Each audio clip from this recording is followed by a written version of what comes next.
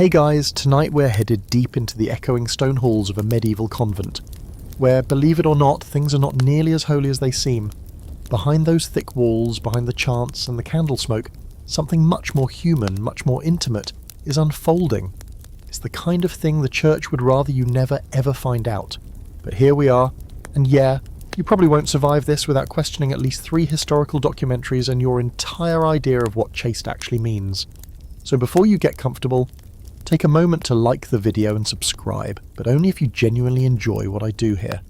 I'm not going to beg in Latin. Now I'm curious, where are you tuning in from? Drop your city and what time it is there in the comments. I love seeing where you're all watching from across space and time. Now, dim the lights, maybe turn on a fan for that soft background hum, and let's ease into tonight's journey together. You're standing at the edge of a small, ivy-covered cloister. The air smells of lavender, earth, and candle wax, and it's impossibly quiet, until it isn't. A bell tolls from a nearby chapel, and a line of hooded figures glides past you, silent as ghosts. You've just stepped into the 14th century, somewhere in northern Italy. Welcome to the convent! You're not here as a visitor. No, you're inside the skin of one of them now. A novice, young, just barely out of childhood, and already cloaked in black wool, expected to trade the world for a vow of silence, obedience, and, well, let's say, a suspicious amount of unsupervised time. The thing is, convents weren't always what the church painted them to be. They were sanctuaries, sure, but also prisons, escape hatches, power centres, and sometimes playgrounds. And you're already sensing that tension. The way one sister's eyes linger too long during the morning prayers. The way the abbess speaks to you in riddles, always watching. This place is humming with secrets, and not just the theological kind. You arrived last week, after being sent away by your family. You barely understand why. Something about your sister needing the family dowry more than you did. Something about how this life would be safe and pure. But here, in the chill of your narrow cell, lying on a straw mattress that smells like mildew, and centuries of anxiety, you feel anything but pure. You dream too much. You think too much. And you've already caught Sister Angela in the laundry room doing something that definitely did not involve laundry. The walls don't talk here, but they listen. You get the sense that every whispered conversation, every locked cabinet, and every odd glance is part of a larger web. At night you hear footsteps, soft ones, on the stone floors. You once thought they were prayers made visible. Now you're not so sure. The other night you swear you saw a flickering candle through the slit in the abbess's door, long after lights out. It were moving, rhythmically, hypnotically. Fact, in real history, medieval convents were often stuffed with noble-born girls who had no intention of ever becoming holy. Many were shoved into veils to protect family fortunes, keep daughters safe, or just plain out of the way. It wasn't about calling, it was about control. But guess what happens when you trap smart, educated, sometimes rebellious women behind stone walls with each other for life? Yeah, let's talk about a lesser-known fact here. Certain convents kept pet rabbits, harmless, right? Except, medieval art often used rabbits as symbols of lust. Which makes those cosy little bunnies hopping around nuns' quarters feel a little more loaded than your average Beatrix Potter tale. Were they just pets? Or were they symbols that gave the sisters a way to laugh quietly at the very rules they were forced to live under? And here's the kicker. Scholars still can't fully agree on just how common the central underworld of convent life was. Was it the norm, just barely hidden? Or were these the scandalous exceptions exaggerated by male chroniclers with the dirty minds and too much ink? The evidence we have, confession records, letters, even trial documents suggest both possibilities. Which means tonight you're balancing between reality and rumour. But isn't that where all the good stories live? Back to your story now. Your second week in the convent and you've already learnt the routines. Matins before dawn, mass mid-morning, silent meals, afternoons of copying texts or embroidering altar cloths. But what really holds your attention are the private moments, the brush of a hand when passing a candle, the way Sister Clara lingers near your cell. She asked to see your rosary, and when you handed it to her, your fingers touched, just for a moment, but it sent a spark through your chest like nothing you've felt before. Was that sin? Was that the divine? You're not entirely sure anymore. There's something haunting about the convent gardens. Roses grow too well here, like they're feeding on secrets. In the evenings, you walk the perimeter and listen. Once you found a poem scratched faintly into the wall behind the statue of the Virgin, something about longing and breath and fire. It didn't feel like a prayer, it felt like a confession. You're not alone in your confusion. The other girls whisper when they think no one hears, about dreams, about each other. About the priest who visits once a month and spends a little too long hearing Sister Lucia's confession. Tonight you're in the scriptorium copying a psalm by candlelight, but your mind drifts. Across the table, Sister Clara watches you. You look up and meet her gaze. No one speaks, no one has to. The veil you wear isn't just cloth anymore. It's a mask, a shield, and maybe even a kind of armour. Because this place isn't just about holiness, it's about hiding. And underneath the habit, you can feel it. The hum of desire, the thrum of something no vow could ever silence. You don't get to choose to be a nun. Not really. At least not in your century. Maybe someday, hundreds of years from now, someone will say she had a calling. But tonight, back in the thick-walled convent, where even laughter sounds guilty, you know better. You remember the look on your father's face? More business than blessing. He didn't ask if you were ready to give your life to God. He asked how many ducats the dowry would save him. The answer was all of them. You were the second daughter. That already sealed your fate. First daughter's married. Second daughter's vanished into the cloisters. You weren't ugly, not by a long shot. That would have at least made things simpler. But you were clever. Too clever, maybe. A little too interested in maps and books. Too slow to smile at the right boys during festivals. And so the decision was made. Habit over husband. A permanent fast from the world. You didn't walk into this convent. Your life was marched here for you.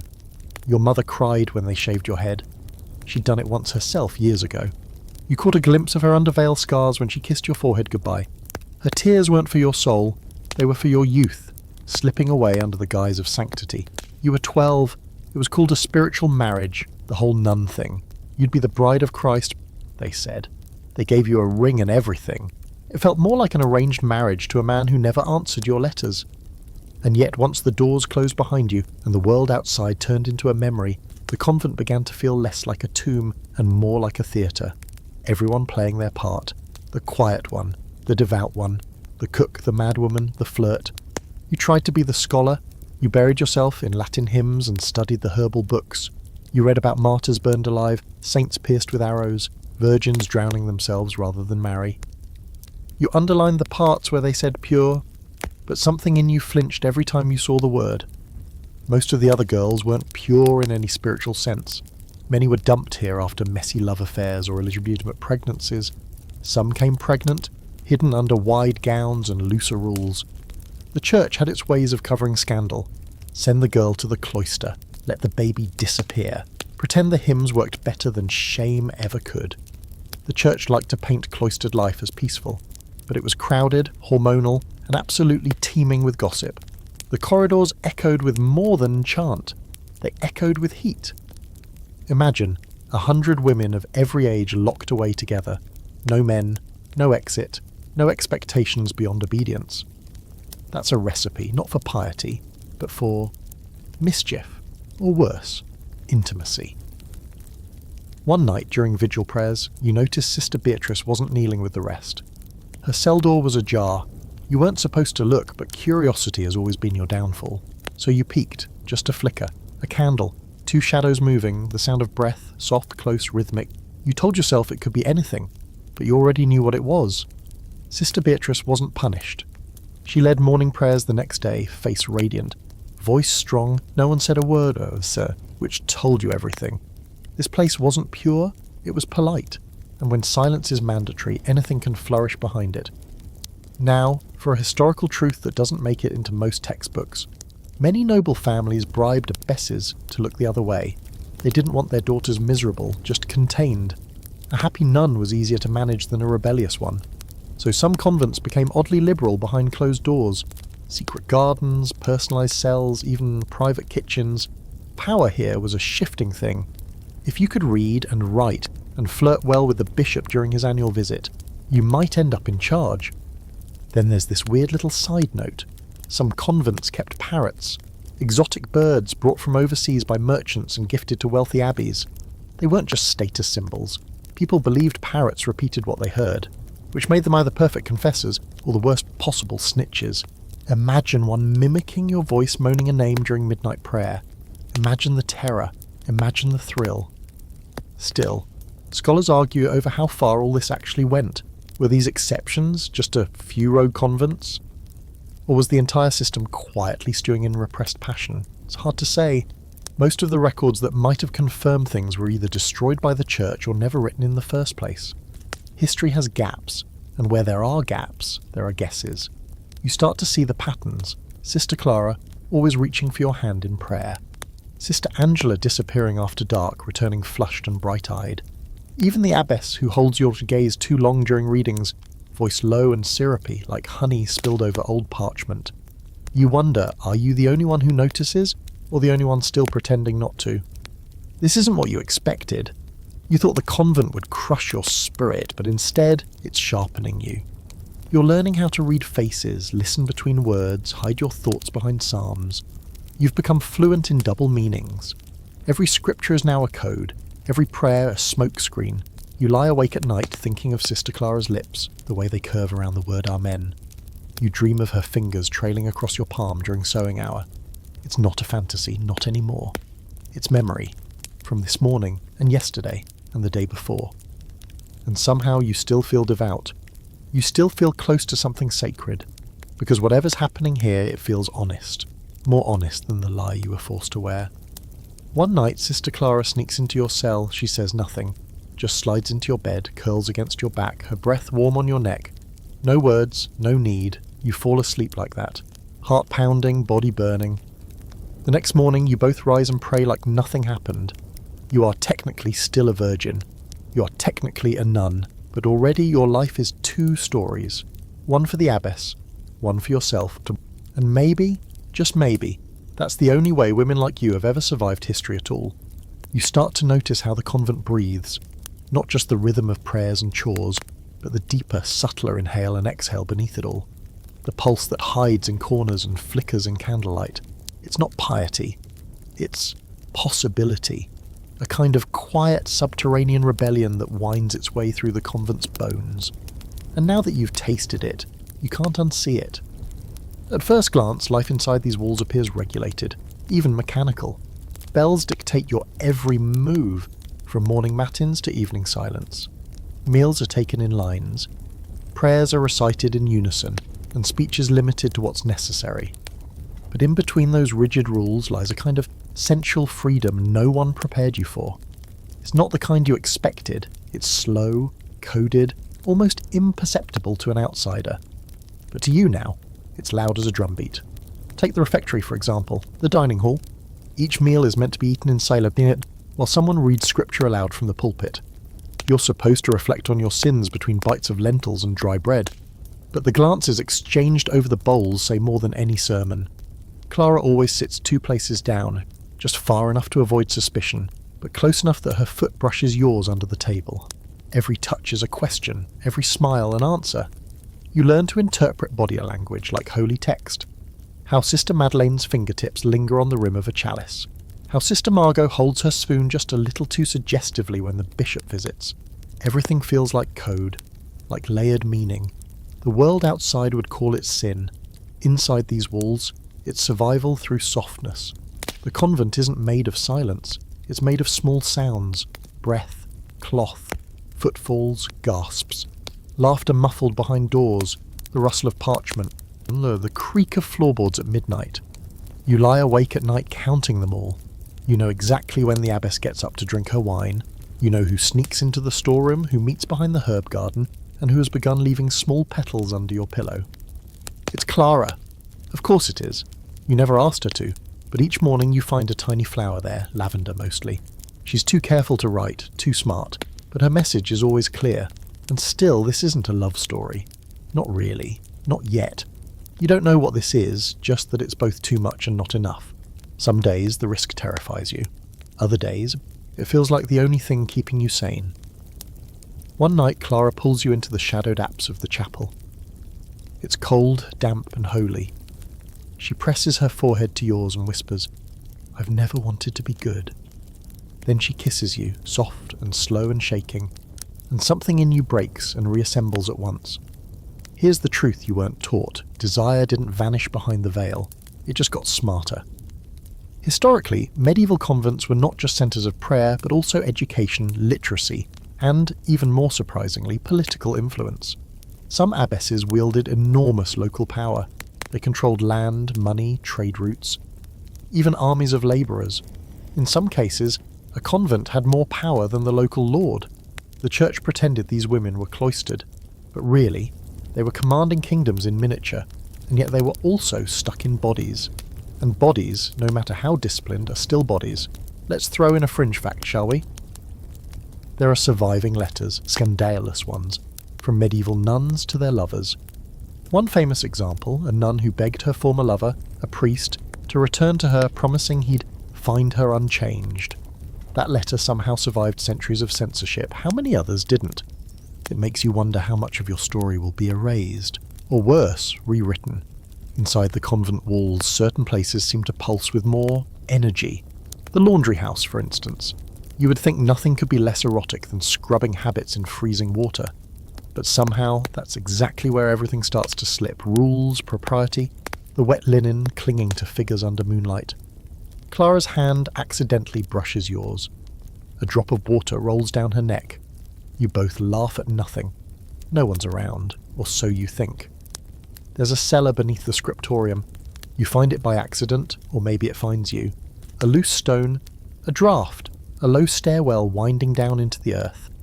You follow it, candle in hand, past dust and cobwebs, into a vaulted room filled with boxes. And among the relics and records and mouse-chewed books, you find the real secret, a diary. Leather-bound, warped with age, written in Latin, but elegant, flowing, intimate. It belonged to Sister Joanna, died in 1272. Inside she confesses her love, not for Christ, but for Sister Alex. She writes of secret kisses, shared beds, passion that burned brighter than incense. She writes of fear, of getting caught, of penance, but mostly of joy, and just like that, you're not alone across time. You copy a few lines and hide them in your own psalter. You don't tell Clara, not yet, but you read them under your blanket by candle stub, and it makes everything you feel seem older, holier, somehow justified, as if love between women had always been part of the sacred, even when the sacred pretended not to see. Now, let's pause and appreciate a little scholarly debate. Historians still argue, were these relationships truly sexual, or were they exaggerated by later moralists? Were the kisses just sisterly affection, or something deeper? The Church would rather leave the question unanswered. After all, an answer would require acknowledging the question. But here in the dark, the answer seems obvious. You dream of Clara's voice saying your name like a litany. You wake to find a pressed violet in your Bible. She knows what you're dreaming. Everything becomes layered. Prayers become poems. Chores become rituals. Touch becomes theology.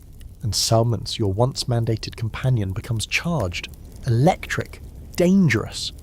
And one day, a visitor arrives. A man, not just any man. Father Lorenzo, the bishop's assistant. Young, handsome, eyes too warm. He's come to inspect the convent's spiritual integrity. You recognise the game immediately. He's not here for God, he's here to sniff out rumours, to root out joy. He watches everyone too closely, especially you. And suddenly, you understand why the others are so good at smiling while lying. Because men like him still believe purity has a look. They think it's pale and soft-spoken and downcast.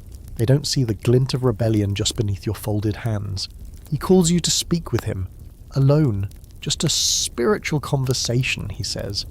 Clara's eyes find yours across the chapel, and for the first time you wonder if your little world is about to unravel.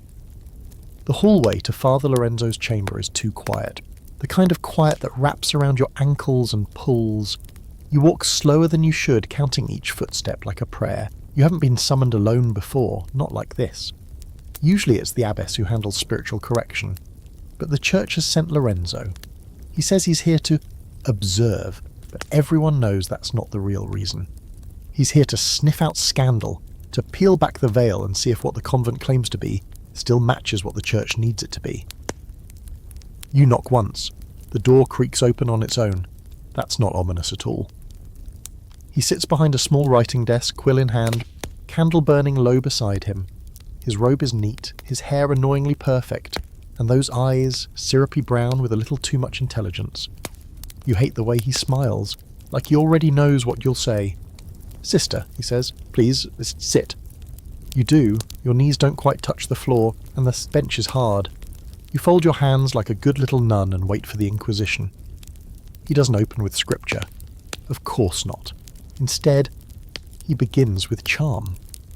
Questions about your background, your studies, whether you've adjusted to life in the cloister, whether you miss anything. His tone is warm, casual, even kind, but every word feels like a trap disguised as conversation. Then he drops it.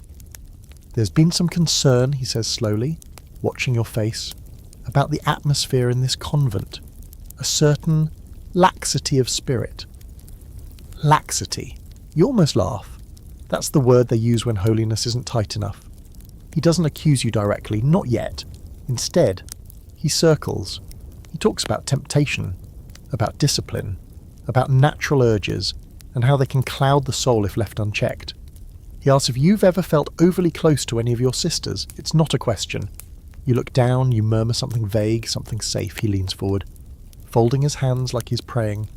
"You know, sister," he says gently, "sometimes Satan's influence hides in the sweetest things. Companionship, affection. We must be vigilant." You nod. Inside your stomach coils. You know what he's trying to say.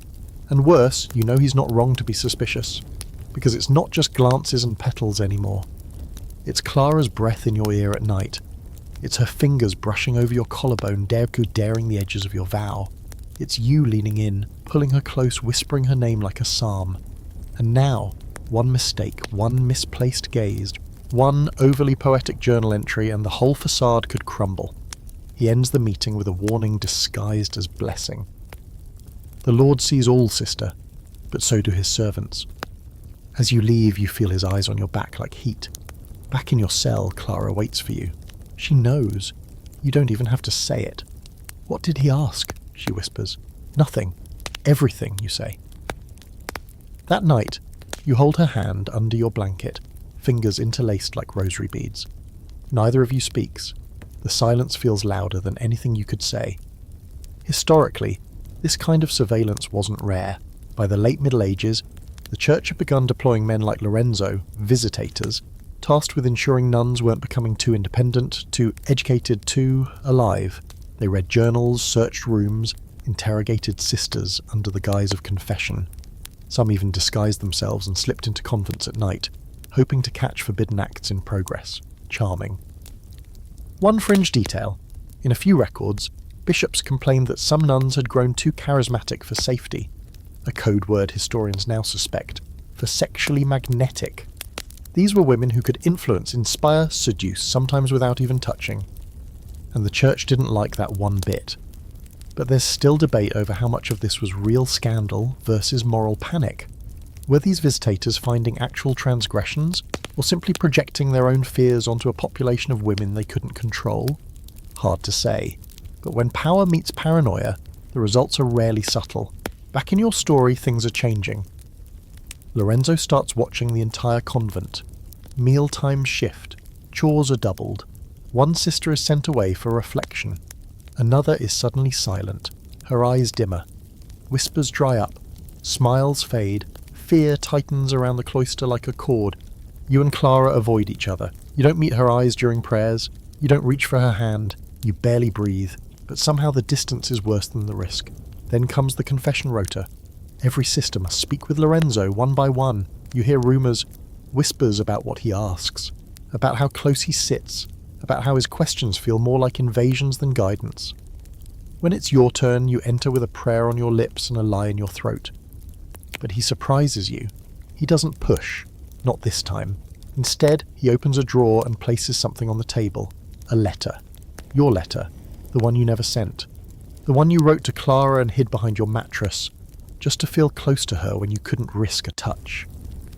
The words were foolish, raw, beautiful in a way. A poem written in desperation. He doesn't say where he found it. He doesn't have to.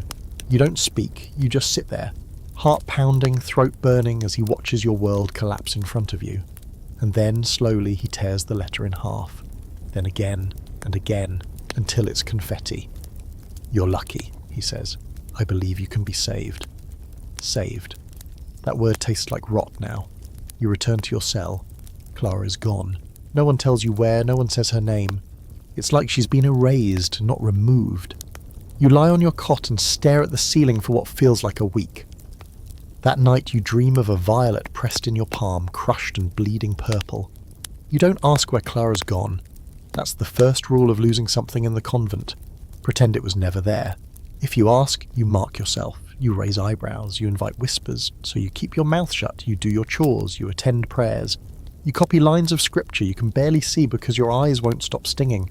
But you don't ask. Still you look for her in every corridor. You see her in shadows, in flickers of candlelight, in the press of a breeze that moves your veil just slightly to the side. Your hands still remember the shape of her. Your lips, the softness. But the world around you pretends she never existed. The other sisters notice. They don't say anything either, but you catch their eyes on you. Pity, fear, judgment. Some of them knew, maybe all of them, maybe none. Clara was discreet but not invisible, and love, even hidden, leaves trails, footprints in the dust. The kind Father Lorenzo seemed disturbingly good at following. He stays longer than expected. His inspection becomes a residency, a rot with a name. He walks the halls with the air of ownership now. The abbess doesn't challenge him, she just nods, silent and grey-faced, as if his presence is God-ordained. Maybe it is. That's the danger of letting men write scripture. You keep your head down and count the days. You speak less, eat less. You fade just slightly, hoping to disappear the same way Clara did. But something in you resists total erasure. Maybe it's pride, maybe it's anger, maybe it's the absurdity of giving everything to a system that never asked who you were, only what you could surrender. That's when you find the door. It's hidden in the old chapel, the one no one uses anymore. Too draughty and half collapsed. You only go there to escape, to sit among broken pews and sing psalms into the silence. But on the third visit, you notice a stone in the floor, slightly out of place. You push it. It shifts. Beneath it, wood. A hatch. Of course you open it, because what else is there to lose? The ladder creaks. The air smells like dust and forgotten things. You descend into a narrow tunnel, candle in hand, unsure whether you're chasing freedom or just trying to feel something again. The tunnel leads to another chamber, and in that chamber, another door. It's locked, but a piece of cloth is caught in the hinge, black wool, habit fabric, and stitched into the hem in tiny thread. A. Clara. You sit on the floor and breathe. She came this way, recently, maybe, or long ago. You can't tell, the air is stillborn. But the cloth is clean, not rotted, not old bambouet. That means something. She's out there, somewhere. Let's pause here for a curious fact. Many medieval convents had hidden tunnels and escape routes.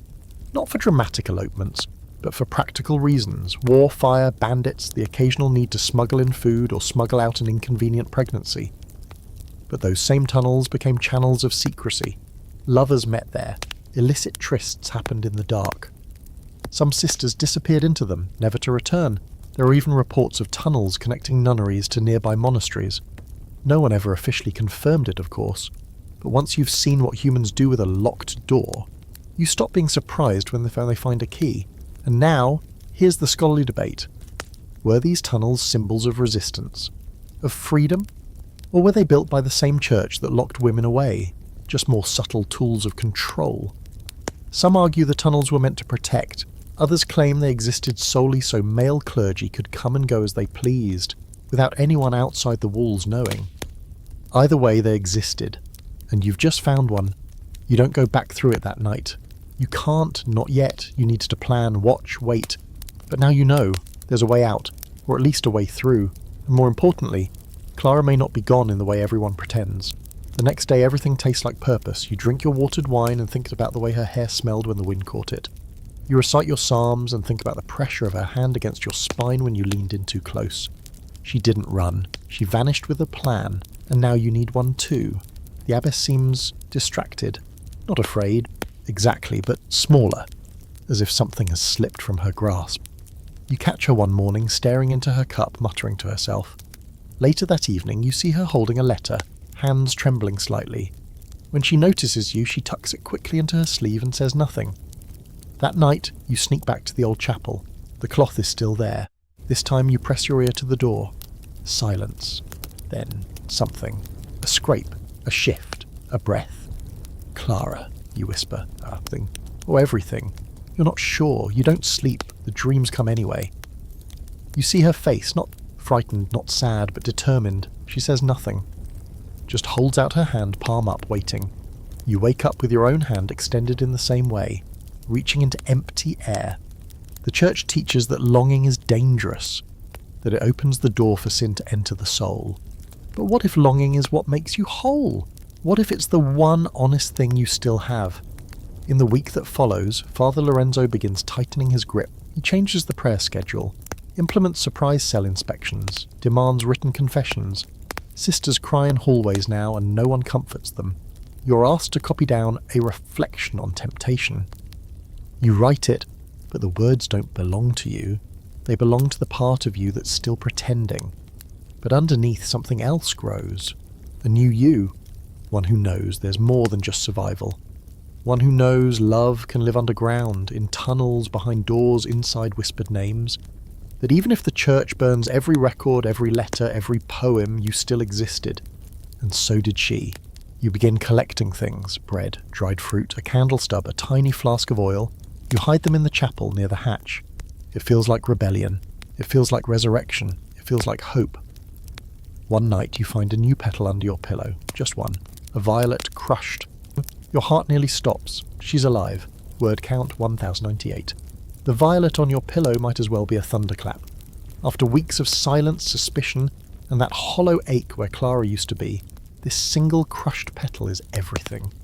You stare at it so long it blurs into a purple smear. It smells faintly like her. Earthy, clean, a little wild. It's real, which means she's real. Alive, close, watching. You don't sleep, you lie awake, eyes fixed on the ceiling, heart pacing like it's trying to beat out of your ribs. You keep the violet tucked in your palm, curled like a secret. In the morning it's wilted and brown and perfect. You hide it inside your psalter, right between the pages where David begs God not to abandon him. Good company. That day you move differently, slower, lighter. Lorenzo's eyes are everywhere, but you're no longer afraid. You've begun playing your own game. The sisters are ghosts of themselves, drained, watchful, all sharp glances and silent prayers. You want to tell them there's a way out, but you don't, not yet, because not all of them would want to leave, and not all of them could be trusted. Instead, you go back to the old chapel after Vespers. Your steps echo in the broken nave, where sun filters in through fractured glass and dust dances like incense. You open the hatch and descend again, heart thudding in your ears. The air is cooler this time, damp stone, mould, the faintest trace of wax. You reach the door again. The cloth is gone. Your breath catches. You press your ear against the wood. Nothing. Then faint. Barely there. A cough? A whisper? You knock once. Silence. Then, just when you're about to give up, one knock from the other side. It's not much, but it's everything. That night you tuck a note beneath the floor tile. Just a scrap of parchment. A single word. When? The next day the scrap is gone. In its place soon, soon. You roll the word around in your mouth like honey. You say it silently during prayers. You whisper it into your soup. You write it over and over on the edge of a scrap you'll later burn. It becomes a promise, a prophecy. Meanwhile, Lorenzo's grip tightens. The cloister feels like it's shrinking, collapsing in on itself. He makes Sister Isabel sweep the halls after every meal, to keep her busy, he says. The abbess begins fasting for clarity, which looks a lot like nervous collapse. Rumours bubble under the surface. One sister confesses to having impure thoughts about another. Whether it's true or forced out of her, no one knows. She's gone the next day. You begin to see how the system eats itself. Fear feeding fear.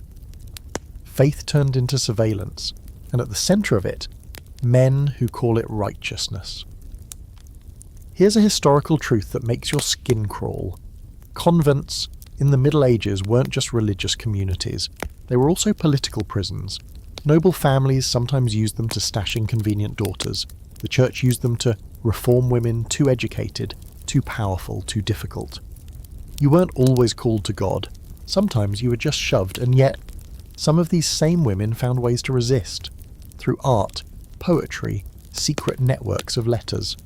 One nun in the 15th century famously bound her writings in a book she hid inside a false-bottomed reliquary, a literal saint's bone case. When they found it, it was burned, but fragments survived, enough to know it was love poetry. So maybe this is tradition, in its own strange way. Not the kind written in gilded Latin, but the quiet kind, petals under pillows, knocks through walls, the defiance of memory. You and Clara begin to communicate through signs. A smudge of ash in the corner of the floor tile means wait, a feather means tomorrow. A thorn means danger. You invent a whole language beneath the nose of God, or at least Lorenzo. It's exhilarating, terrifying, sacred, and it's working. Then one afternoon you find more than a note. It's a small bag, left behind the floor tile in the chapel. Inside, a crust of bread, a bit of cheese, and a twist of cloth. When you unwrap it, you nearly laugh. It's your rosary. The one Clara always borrowed. The one you thought was lost. She's telling you, I still have you. And now you know, it's time. You spend the next 2 days preparing, quietly, methodically. You say your prayers with extra fervour. You copy scripture with monkish precision. You keep your eyes down. You become once again the perfect nun, and no one notices the tiny knife you've hidden in your sleeve, meant for candles, you tell yourself. No one notices when you start collecting oil-soaked cloth scraps from the lamp room to clean the icons. No one notices the small satchel full of dried herbs you wrap in linen and tie to your waist. Medicinal, harmless, unless you know how to use them. You're almost ready. You just need one more thing, the key. The door in the tunnel was locked, and you haven't found a way around it. Clara must have it, or access to it. But you haven't seen her, haven't touched her, haven't whispered her name aloud in days, so the next note you leave isn't a word, it's a drawing. A key. The next morning it's there, wrapped in black wool, hidden inside the confessional kneeler in the old chapel. You don't ask how she did it, you just hold it like a relic and press it to your lips. And now, let's toss in a fringe fact. In some convents, keys were a symbol of power. The abbess wore them on her belt to show control over doors, food stores and secrets. Keys were status, and sometimes they were passed in the dead of night, from hand to trembling hand like talismans. You wait until the new moon, the night the sky itself conspires to hide you. You fake a stomachache at dinner. You're excused early, you go to your cell, lie on your cot and wait. You count the minutes, the hours. When the bell tolls midnight, you rise. Your satchel is packed, your knife tucked against your thigh, the key cold in your palm. You leave through the chapel, you open the hatch, you descend into shadow, and as the tunnel closes above you, you feel something like freedom brushing your cheek. You reach the door, slide the key in, turn, it opens, and standing there, face smudged with soot, eyes wide and burning, is Clara. Car. You don't speak, you can't. The door creaks open, the tunnel yawns wider, and there she is, Clara, dirt under her fingernails, candlelight flickering against her cheeks like a blush that never faded. Her habit is streaked with dust, her veil pulled back, her eyes locked onto yours like they're the only truth left in the world. You forget how to breathe. You don't even step forward. You just exist there for a long, silent moment that could stretch across centuries. Then, without warning, she pulls you in. Not just into the tunnel, into her arms, into the press of her chest, into the safety you'd convinced yourself was gone forever. You don't cry, not really. The tears don't have time to fall. You just bury your face in her shoulder and exhale. It's the sound of relief, of disbelief, of finally. I didn't know if you got the key, she whispers, lips brushing your ear, or if you'd found it first. You shake your head. I thought you were dead. I thought you'd stop waiting. She takes your hand and leads you deeper into the dark. The passage twists beneath the convent like a forgotten artery. Stone walls weep with dampness. Every few feet you pass another sealed door, another secret that no one above would ever acknowledge. Eventually tears. The path widens into a low chamber lit by oil lamps. Makeshift bedding, a pile of stolen bread, an old wooden crucifix leaning against the wall. I found this place after he tried to question me, she says. The abbess helped. Just once. Just enough. She gave me time to disappear before he did what he came to do. That word, disappear, lands heavy. because it means the abbess knew, and helped. Maybe not out of kindness, maybe just to keep Lorenzo from finding something worse, but still, she chose not to betray Clara, and that means something. Even in this crumbling system, someone remembered how to be human. You sit together on the ground, your fingers intertwine automatically like they're homesick for each other. There's no ceremony to it, no romance, just survival and comfort, and the need to feel her pulse under your thumb. I can't stay much longer, Clara says. Eventually they'll find the tunnel, or seal it. Then we leave. Leave? She sighs, not with joy, but with the kind of disbelief only desperate people perfect. And go where? The world doesn't exactly have an open door policy for disgraced nuns. We make it. How? You pull the cloth from your satchel, the food, the herbs, the flint. You lay it out between you like a battle plan. Over the hills, you say, or into the forest, toward the coast. Clara raises an eyebrow. You have a map in your head now? I copied it from the bishop's itinerary months ago, before everything, before you knew what this place really was. A pause. She looks at you differently now, like maybe she forgot who you were, just for a moment, and now she remembers. You're not just the quiet one, you're the one who's been planning a way out since long before she disappeared. Fact, escaping from a medieval convent wasn't just rare, it was heretical. Vows were seen as eternal. Breaking them was worse than sin. It was betrayal, apostasy, treason against heaven. Nuns who fled were hunted, tried, sometimes executed. And yet they did it anyway. Enough of them that church records refer to the phenomenon as fuga religiosa, religious flight. A problem they couldn't quite contain. Fringe fact, some of those escapees succeeded, by faking their deaths. Others dressed as men and vanished into merchant caravans or ship crews. There's even a documented case of two nuns running off together and living as husband and wife in a village far away, using forged documents and borrowed names. The church found out 10 years later. They never caught them. But that's history. You're still inside your story, and right now, there's one more thing to do before the escape. You have to come back, you whisper. Clara pulls away. What? Just for one night. 1 hour, long enough for them to stop looking. You're insane. Not entirely. You explain the plan, how you'll sneak her back into the chapel, let her be seen, make her disappearance look like some kind of divine vision. She got lost in prayer, in trance, in something holy. Let them believe she was hiding in the convent the whole time, that she was never gone. It'll kill the hunt, you say, buy us the silence we need. And Clara, bright, fierce, exhausted Clara laughs. You're even more dangerous than I remember. You help her clean up, scrub the dirt from her squan, rearrange her habit. You braid her hair like it was before, you make her look like the image of sainthood, just slightly worn around the edges. Together, just before dawn, you climb back up the tunnel. The chapel is empty, the hatch opens silently. You lead her through the shadows, past the candlelight, past the snoring novices, past the looming crucifix where Christ watches with that eternal weary expression. She slips back into her old cell. You tuck her in like a ghost returning to its grave, and when the bell rings for morning prayer, you act surprised when she walks into the chapel with the others, pale, quiet, changed, as if she's been away, but not too far, never far enough to question. The abbess sees her and doesn't blink, just nods once, so small it might be imagined. Later, Father Lorenzo corners you, his face unreadable. She's returned. You say nothing. He studies you.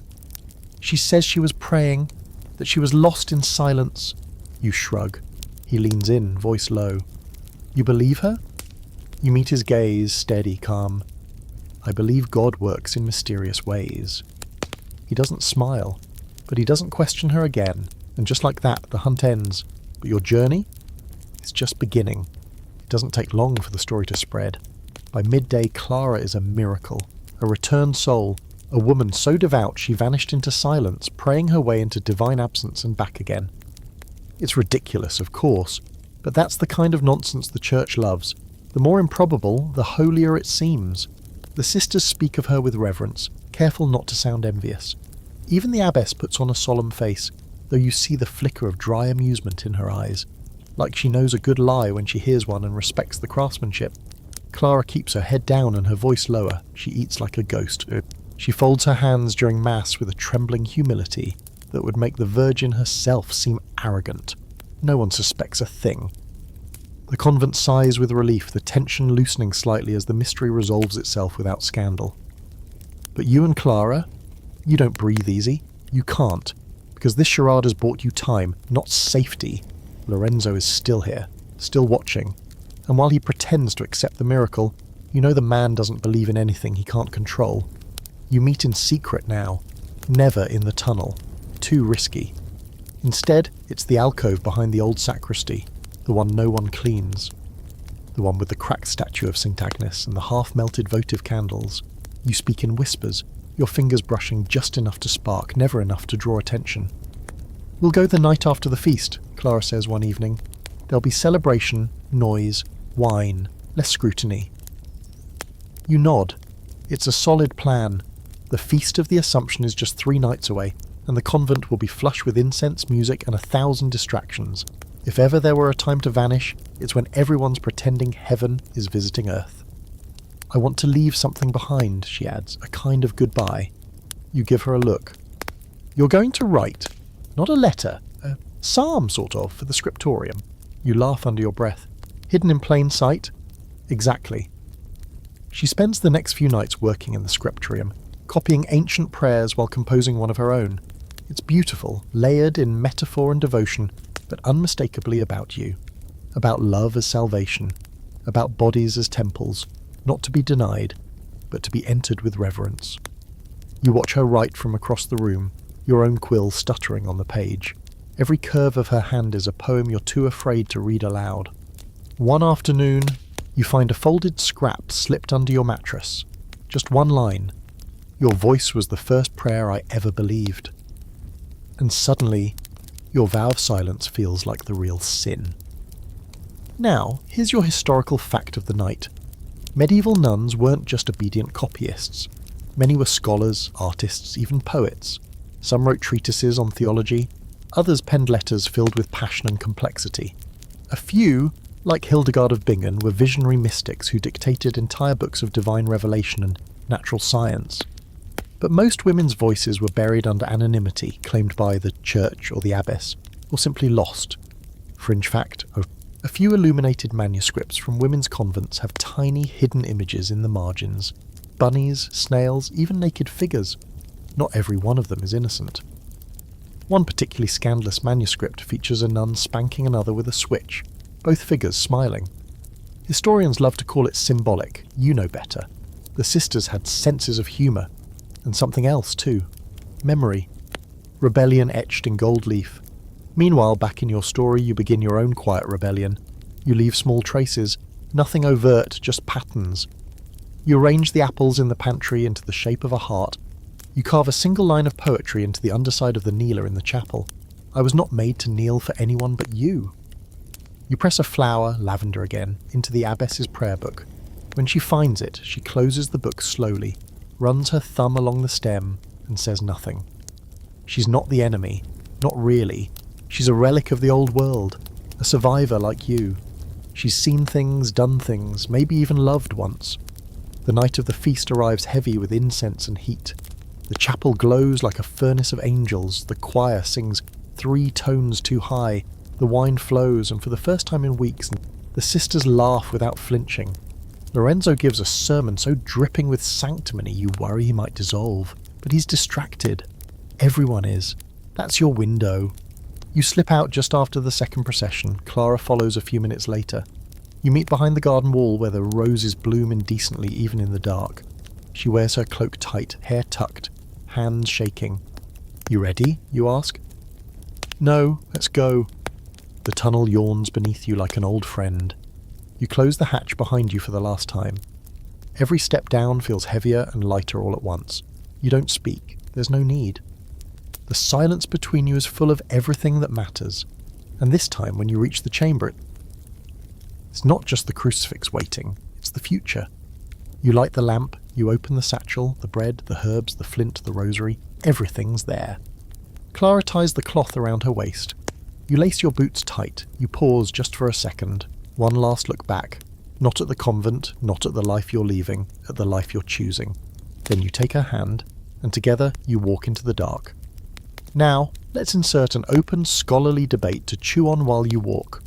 Was convent life a punishment or a liberation?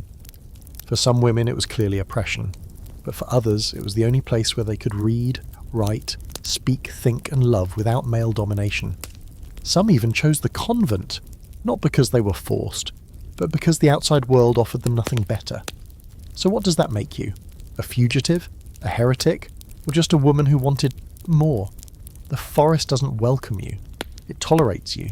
The trees stand like ancient watchers, unmoved by your escape, indifferent to your urgency. Their branches claw at your cloak, their roots tangle around your boots like the earth itself is testing your resolve. The night is cold, the ground uneven, and the moon stays hidden, either in solidarity or shame you can't decide. You and Clara move quickly, following the rough path you've traced only in dreams and stolen glimpses of maps. There's no road, just shadows and instinct. You don't speak much. Breath is precious. And besides, what is there to say that hasn't already been whispered in tunnels and pressed between pages? Every glance between you is its own paragraph. Every squeeze of her hand is a promise. By dawn, your legs burn. You've reached a clearing, just a patch of grass and a stream so still it reflects your face back at you like a relic. Clara collapses beside it, her hair unpinned and wild, her cheeks smudged with ash. You look at her and think, this is the most sacred thing I've ever seen. No statue, no painted virgin, no gilded altar has ever stirred you like this. You break the bread between you in silence. A communion without chalice or creed, just hunger, shared and simple. She smiles around the crust and says, you chew like a noblewoman. You nearly choke, and you eat like a goat. Laughter. Real, loud, unfiltered. It startles the birds from the trees. The sound of joy, rare and raw. The kind that doesn't need forgiveness. You sleep in shifts, Clara first. Curled beneath your cloak, you sit awake watching the woods breathe. Every creak of bark sounds like a patrol, every rustle like a shout. You hold your knife like a rosary and murmur a prayer that's more superstition than scripture. When Clara wakes, she's stiff and quiet. I dreamt the abbess kissed my forehead, she says, and said I was already forgiven. You look at her. Do you think that's true? She shrugs. If not, I'll find her in hell and ask. And just like that, the tension breaks again. Let's pause for a historical fact. Did you know some medieval nuns believed visions could be prophetic, not just religious? There are accounts of dreams predicting births, deaths, even disasters. Some were taken seriously by the church, others dismissed as madness or temptation. But these women weren't stupid. They knew their dreams might be the only language they were allowed to speak freely. Fringe fact. One nun in the 14th century claimed she had recurring dreams of escaping her convent, riding a silver stag into the woods. She painted the image onto the inside of her cell door. It was discovered after she disappeared one stormy night. She was never found, though the stag remains. You walk for 3 more days, sleep in hollows, bathe in freezing streams. Trade prayers for curses. When the rain soaks through your satchel and the bread turns to mush, you dry your clothes over a fire so small it barely deserves the name. Clara burns her sleeve and laughs like it's the funniest thing in the world. You tell her she's delirious. She tells you it's the most free she's ever felt. On the 4th day, you reach the hill. It's not much. A rocky rise, steep but climbable. At the top you'll see the coastline, or so you hope. The wind carries salt now, faint but present, and the air feels wider, open, like it belongs to no one. Halfway up, Clara trips, her ankle twists, she swears loudly, colourfully, and then bites her lip like she's back in the cloister. You kneel beside her. Can you walk? She nods, but her face betrays her. Pain, real pain, so you do the ridiculous thing, the thing you'll tease her about forever if you survive long enough to laugh again. You carry her. Not far, just enough. She protests, flailing and half laughing, but clutches your neck all the same. When you finally drop her onto the grass at the summit, both of you are panting, laughing, crying a little. Then you look up, and there it is, the sea. Not endless blue, this isn't some romantic painting. It's grey, rough and loud, but it's real, the edge of the world, a place the convent never dared name except in hymns about Jonah and judgment. You sit side by side in the wind, watching the waves claw the shore.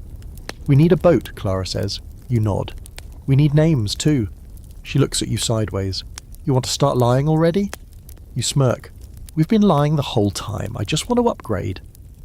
That night you reach a fishing village. Not large. A few dozen huts, a dock and a tavern with peeling paint and suspicious smells. You don't go in, not yet. You watch from the hills, cloaks pulled tight, faces in shadow. "We can't go in looking like this," Clara murmurs. "They'll know." You nod. "Then we stop looking like this." The next morning you trade the last of your herbs to a toothless healer, in exchange for linen and scissors. You cut Clara's hair first. It falls in dark curls around your feet. She looks 10 years younger. Then she cuts yours, uneven and fast. You bury your habits under a cairn near the rocks. The veils, the wool, even the rosaries. All of it. A funeral without bodies. Just the ghosts of who you were. Clara takes your hand. "No more prayers?" You squeeze back. "Only the ones we write ourselves." Let's pause for an open, scholarly debate. What happens to women who disappear from convent records? Some assume death. Others believe they were transferred or hidden. But more and more historians are starting to wonder, how many echoed? How many lives were rewritten by necessity? There's no answer. Just blank pages. But maybe those absences are their own kind of story. You and Clara walk into the village like travellers. Not nuns, not saints, not sinners, just women. A fisherman with a crooked smile offers you passage south. 1 coin, you don't have it, but you offer your last loaf of bread and Clara offers a song, a psalm rewritten. The man listens, then nods. "Your voice," he says, "reminds me of someone I lost." You board the boat as the sky turns gold. Behind you the world burns in memory. Ahead something else entirely. You don't look back. The boat rocks beneath you like a cradle that forgot it's supposed to be comforting. The waves are not gentle. They slap the hull with the kind of casual violence that reminds you just how small you are in the grand design, or lack thereof. You and Clara sit near the stern, cloaks pulled tight, soaked to the knees and beyond caring.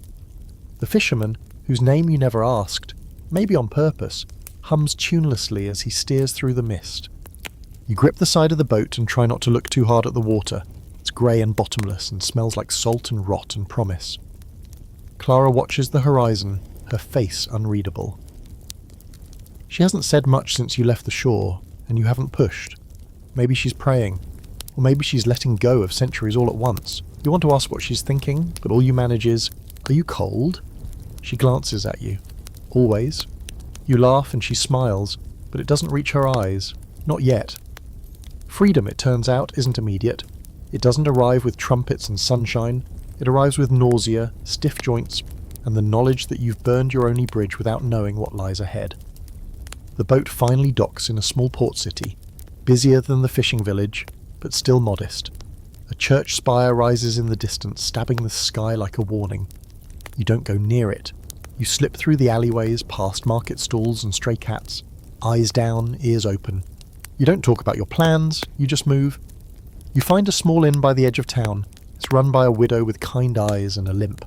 She doesn't ask questions, just counts the few coins you offer, frowns at the amount, and then hands over a key anyway. You get the smallest room, barely enough for the narrow bed and a chipped wash basin, but it's private. It's safe. It's more than you ever expected. Clara lies down fully dressed, eyes on the ceiling. You sit beside her and say, "We made it." "Did we?" You don't answer. You're not sure. Later you bathe. Cold water, rough soap, a tin mirror that tells no lies. You look different now. Not just the hair, the clothes, the posture, your eyes. There's something sharp there. Like you've finally grown into them. Or maybe they've just stopped apologising. Clara joins you.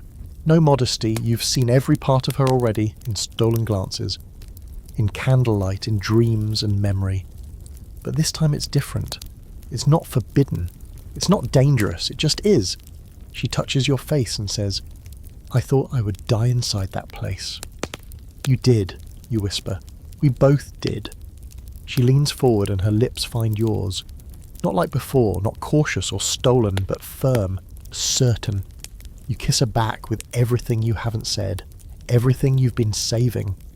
The room spins. Your heart stutters. This is not lust. It's not rebellion. It's arrival.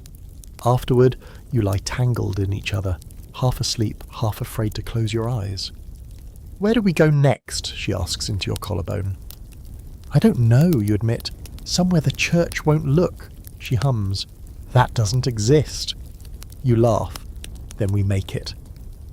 Now for your historical fact, in medieval Europe there were places where fugitives, especially religious ones, could claim sanctuary. Some were even towns that thrived on harbouring those on the run. The law would hesitate to pursue anyone within these zones of mercy, at least for a time. For escaped nuns, though, the church rarely respected such boundaries. They were considered doubly dangerous. Women who defied both gender roles and God's direct authority. The punishment? Usually imprisonment, sometimes execution. Sometimes, if the bishop was in a forgiving mood, they were simply shoved into a worse convent and forgotten. But some disappeared entirely, gone from the records, their names scrubbed, their existence denied. Fringe fact? In southern France there's an old cave carved into a cliffside, inaccessible by road. Locals once believed it was a hermit's chapel. But in the 1800s, explorers found remains of two women buried together, wrapped in cloth embroidered with Latin prayers. One wore a wedding ring. No one knows who they were, but you have a pretty good guess. Back in the present, you and Clara begin to build a life. It starts small. You buy new clothes, simple, modest, but yours. You find work, menial at first, cleaning for the widow at the inn. Clara sings at the market for coins. Her voice stops people in their tracks. She could sing a tax list and make it sound holy. At night, you read by candlelight, not scripture, stories, histories. You teach Clara to read better Latin. She teaches you how to lie without blinking. And slowly the ache begins to fade. Not completely. There are days when the memory of the convent comes roaring back, the smell of wax, the sound of the bell, the feel of stone beneath your knees. You flinch when a priest walks too close. You avoid looking at cathedrals, but each time you kiss Clara's temple or wake up to her snoring softly into your shoulder, you remember why you left. You start writing again, not just in secret. In a journal you keep hidden beneath the floorboard. Yes, but also on scraps you leave in odd places, tied to trees, slipped into books at the market, etched into benches, little stories, hints, warnings, proof. You sign each one the same way, Sister No One. Let's talk about the open scholarly debate. Some modern historians argue that stories like yours are fantasy, that romantic relationships between nuns were rare, exaggerated by the modern minds hungry for rebellion. But others disagree. They point to letters, diaries, court documents, to patterns, to poetry so intimate it could only come from love. They ask, why is it so hard to believe that women, locked away from the world, would turn to each other for comfort, for connection, for survival? You live quietly, long enough to stop counting the days, long enough to imagine what a future might look like. You don't pray anymore, but you still light candles, for Clara, for the abbess, for every girl who couldn't escape, for the ones who never made it to the sea. The thing they never tell you about surviving is that it's boring. Not the running, not the fear. Not the moments where your whole body shakes from the weight of a choice, but the afterward. The part where nothing happens, where you sit at a market stall selling herbs to people who don't look you in the eye, where you sweep the same stretch of in-floor until you know each board by name, where Clara hums the same 3 psalms in different keys, just loud enough to keep you both from thinking too hard. Freedom is quiet. You expected it to be louder. It's been a month since the sea, 31 days if you're counting, and you are. You keep track in the back of an old prayer book with the psalm scratched out and new words written in, not Latin, not anymore. Just you, just her, just survival as liturgy. You and Clara live in the attic of the inn now. The widow, whose name turns out to be Isabet, lets you stay for almost nothing. You cook, you clean, you don't ask questions. She doesn't either. You're not sure if she knows, or suspects, or simply doesn't care. Maybe she recognises something in your faces. Maybe she's just tired of asking where people came from. One morning you wake up before Clara. Her mouth is slightly open, her brow furrowed, and she dreams loudly. Always has. You watch her for a long time, thinking how strange it is to love someone in daylight, to have it without secrecy, No curtained alcoves, no hushed prayers to cover the sound of breath. Just the soft creak of floorboards and the smell of old wood and a woman you chose. You slip out and walk through the town before the sun rises fully. The fishermen are already dragging nets. The bakers are yawning into their flour.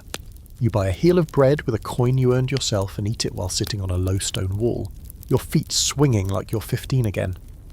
A priest passes by, not Lorenzo, just a local man with a kind enough face. Still, you freeze. Your body remembers before your mind does. You lower your head out of instinct, then raise it again. You meet his gaze. He nods and walks on.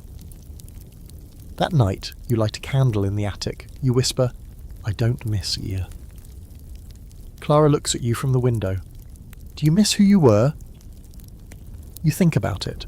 The girl in the veil. The one who flinched at every raised voice. Who kept her secrets tucked behind scripture. Who believed that devotion could be enough. "I miss the certainty," you say, "but not the lies." Clara nods, her profile golden in the candlelight. "They made us saints before we had time to sin." Now for a historical moment worth whispering about. The church in the Middle Ages feared female mysticism almost as much as it revered it. Women who claimed divine visions were elevated as holy, until their words stopped aligning with doctrine. Some were canonized, others were tortured into silence, and some, like Marguerite Porete, were burned at the stake for writing spiritual texts the church deemed too independent. She was a beguine, not a nun exactly, but close. Her crime? Claiming that the soul could unite with God without church or clergy, dangerous stuff, especially coming from a woman. Fringe fact, Poret's book was destroyed. But it resurfaced anonymously, passed hand to hand through whispered networks. Translated, copied, survived. Because truth, once spoken, is hard to kill. You begin writing your own version of the truth. Not for publication, not for posterity, just for the two of you. Stories about girls who ran, girls who fought, girls who kissed each other in gardens and burned the convent down behind them. You write by the moonlight, and Clara edits you with a piece of charcoal and a smirk. Too much metaphor, she says. Just say she wanted her. She's right. There's a night when you fall asleep with ink on your fingers and wake to find she's rewritten an entire page. Her words are simpler, but they burn hotter. And then one day, the past finds you. It arrives not in the form of Lorenzo, not in guards or bounty hunters or bishops, but in the form of a girl. She's young, 16 maybe, dressed like a servant, eyes wide, hair pulled too tight. She knocks on the door of the inn and asks for Sister No One. Isabet sends her to the attic. You stare as she climbs the stairs, her hands shaking. "Did you write this?" she asks, pulling a piece of parchment from her cloak. "It's one of yours. One you slipped into the pages of a hymn book at the market weeks ago. A story about a girl who swallowed her vows and fled." Clara stands behind you, silent. You nod, slowly. "I need help," the girl says. And just like that, you're not hiding anymore. You're building something. You let her sleep in your attic that night, and in the morning she tells her story. Her name is Agnes. She was promised to a convent by a father who thought her too bold. She ran. She doesn't know where to go. She doesn't want to go back. You teach her how to blend in, how to listen without reacting, how to pray without meaning it. Clara teaches her how to sing. You give her one of your stories to carry, folded and hidden in her bodice, just in case. And she leaves, heading north, with your old shoes and a new name. After she's gone, you and Clara sit on the roof and say nothing for a long time. Till finally Clara says, "We didn't just escape." You look at her. "No," you say, "we started something." Here's the open scholarly debate for the night. Were stories like yours unique, or were they part of a broader hidden tradition, an undercurrent of resistance among cloistered women? Some historians argue that for every recorded escape there were a dozen others erased, forgotten, or never written down. Others insist these tales are too romantic, too convenient, too rare to be real. But maybe the real issue is this. People have always been uncomfortable with the idea of women saving themselves, especially from God. You start paying more attention to the girls who linger in the marketplace, the ones who stare too long at the prayer books, or fumble when asked where they're from, or flinch when a priest passes by. They're everywhere, once you know how to look. One leans on a cane that's clearly too tall for her. One wears shoes meant for a boy. One wears her veil like it's trying to strangle her. They don't speak much. but you can see it in their eyes. They're running. From what? That doesn't matter. You already know. Clara starts calling them sparrows. Small birds, easily overlooked, always fleeing something bigger than themselves. You watch them flit through the crowds, pause for a heartbeat near your stall, then vanish again. You begin leaving stories in more creative places, tucked behind loose stones in the town wall, under bundles of lavender at the herb stand, even sewn into the lining of donated cloaks at the chapel's arms chest. One story ends with, "She fled not because she lacked faith, but because she found it elsewhere." You write that one in your best script with your cleanest ink. It's Clara who sees the pattern first.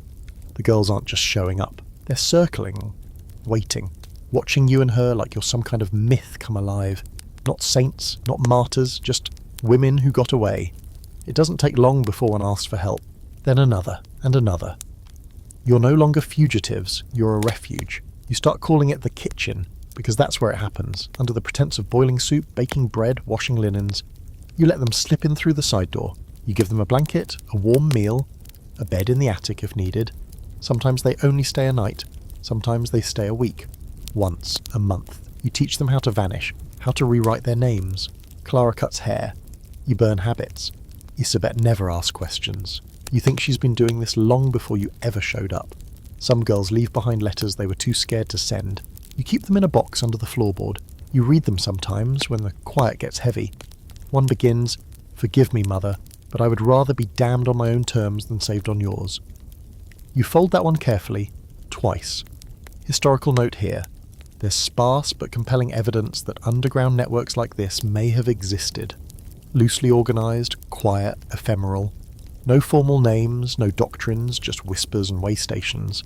Some were tied to beguines, others to outcast communities of midwives, herbalists, and what the church would later call witches.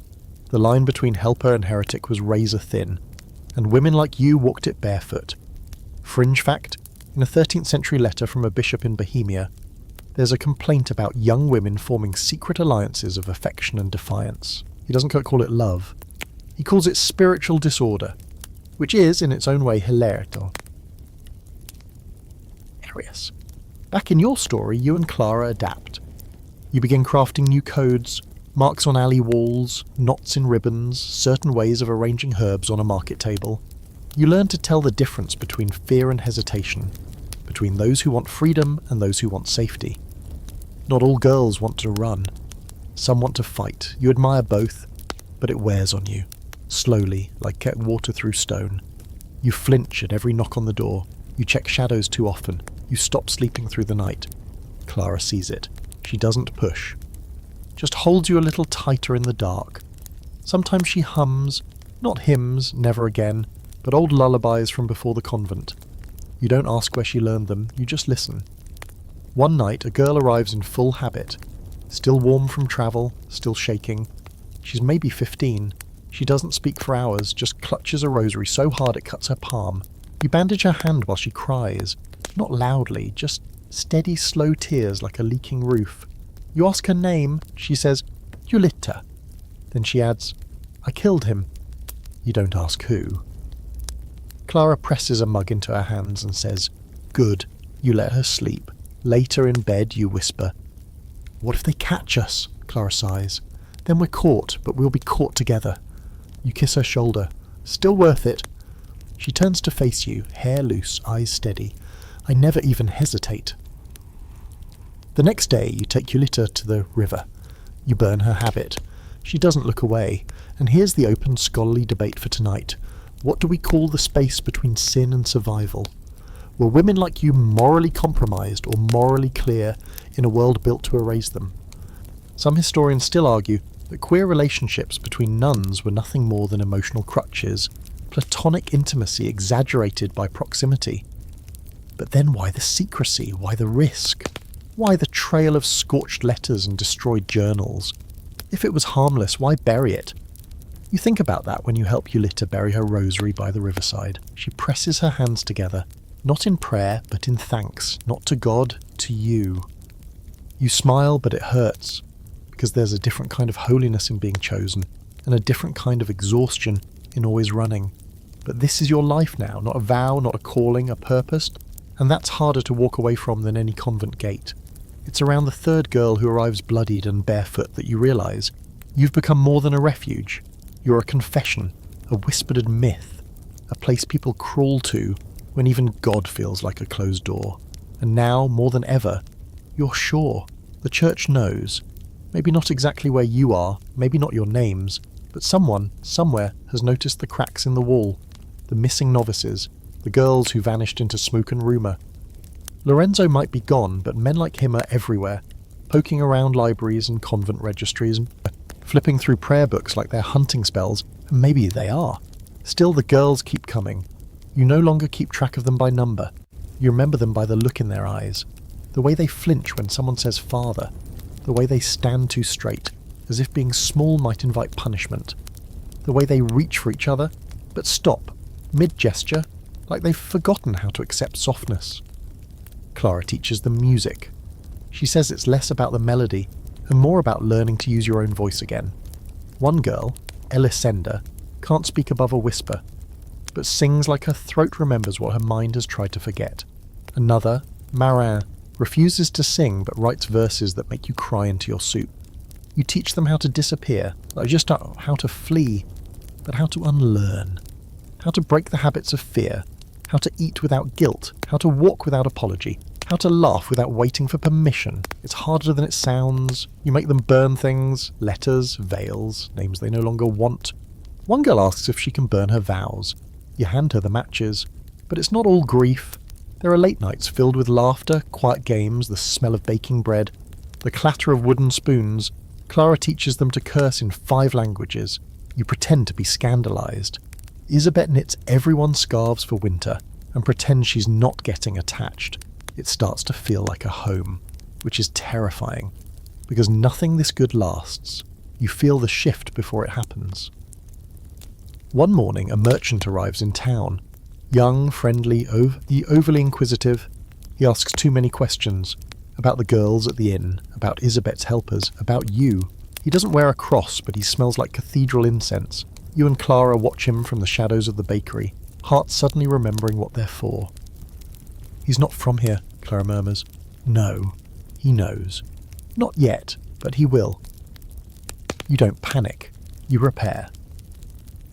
That night, you take down the box of letters hidden under the floorboard. You burn them one by one. The names, the stories, the pressed petals.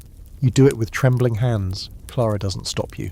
She only watches, holding the tinderbox open. You gather the girls. All of you need to decide, you say, tonight, stay or scatter. But if you stay with open eyes. If they come, they'll burn this place down. They don't hesitate. We stay, Yulita says, her jaw clenched. We're not scared, Elisenda adds. You believe them. But you also know better. Everyone's brave until the boots are at the door. Let's pause for tonight's historical fact. During the Inquisition, the Church didn't just go after heretics who spoke out. They targeted anyone who created space for doubt to grow. Herbalists, widows, women with books. Entire convents were investigated if too many sisters had visions that didn't line up with doctrine. One monastery in Spain was closed for encouraging ecstatic expression. Translation, they were probably letting women be too honest. Can't have that. Fringe fact, there's a documented case in 1321 of a nun who was exiled not for sexual misconduct, but for teaching the others to write their dreams. Her writings were confiscated. Only one line survived, scratched into the edge of a wooden bowl. The body remembers what the Church wants us to forget. You start sleeping with your boots on again. Clara sharpens knives she pretends are for vegetables. Isabet installs a hidden hatch beneath the kitchen, an escape tunnel, not unlike the one that saved you. And just when the tension is at its worst, the girl arrives. She's different from the others. She doesn't knock. She just walks into the kitchen while you're slicing onions and says, "I need a room." You freeze. "We're full," she smiles. "No, you're not." Her name is Adelicia. She's older than the others, maybe 25, confident, clean, unbothered. She peels an apple while standing barefoot in your space like she owns it. Clara doesn't trust her, you're not sure you do either. But you let her stay. She watches, she listens. She teaches the girls how to pick locks and memorize escape routes. She laughs with her whole chest, and yet something in her is wound tight, like a spring waiting to snap. She says things like, The church fears what it can't silence, and purity is just obedience with better PR. She never says where she came from. One night you find her outside, staring at the moon. I was an abbess, she says. You blink. For almost 6 years, my sisters called me mother. She smiles bitterly. But they burned one of my novices. Said she was possessed. Really, she just loved another girl too openly. You want to say you're sorry, but she doesn't want your sorrow. I waited too long, she says. Not again. She stays, and everything changes. Because Adelicia doesn't just want to run or hide, she wants to build. I've seen what we could be, she says, if we stopped acting like we're already lost. And maybe she's right. Maybe this is what comes next. Here's your scholarly debate to chew on. Can spaces of resistance survive within systems built to destroy them? Some argue that any refuge born inside a structure like the church is doomed to rot from within. Others insist that real change can only begin inside the walls, that rebellion isn't always fire and flight. Sometimes it's staying, teaching, loving, choosing. You and Clara sit on the roof that night listening to the wind. What if she's right, you ask? She is? Then we can't just be a hiding place anymore. No, Clara says, leaning against your shoulder. We have to become a home. By the time autumn settles over the village like a threadbare blanket, your little kitchen convent has grown into something no one ever meant it to be. Something dangerous. The kind of dangerous that doesn't scream or burn or sharpen its teeth, but simmers low and quiet like a pot of lentils forgotten over flame. The inn now hums with life. Soft footfalls, whispered stories, laughter pressed between floorboards. Girls come and go, most staying only long enough to remember who they were before the church tried to press them into saints.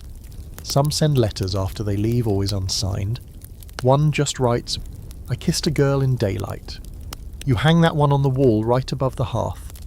Adelicia calls your growing network a sisterhood of shadows. She says it half mocking, but you can see the pride in her eyes. She draws maps no one asked for. Sketches, roads and crossings, notes on sympathetic merchants, who can be bribed, who can't. She's building something bigger than a kitchen, bigger than even this town. She wants outposts, drop points, letters coded into psalms. You watch her move through your space like she's already 10 steps ahead. You're not sure if you admire her or want to throttle her.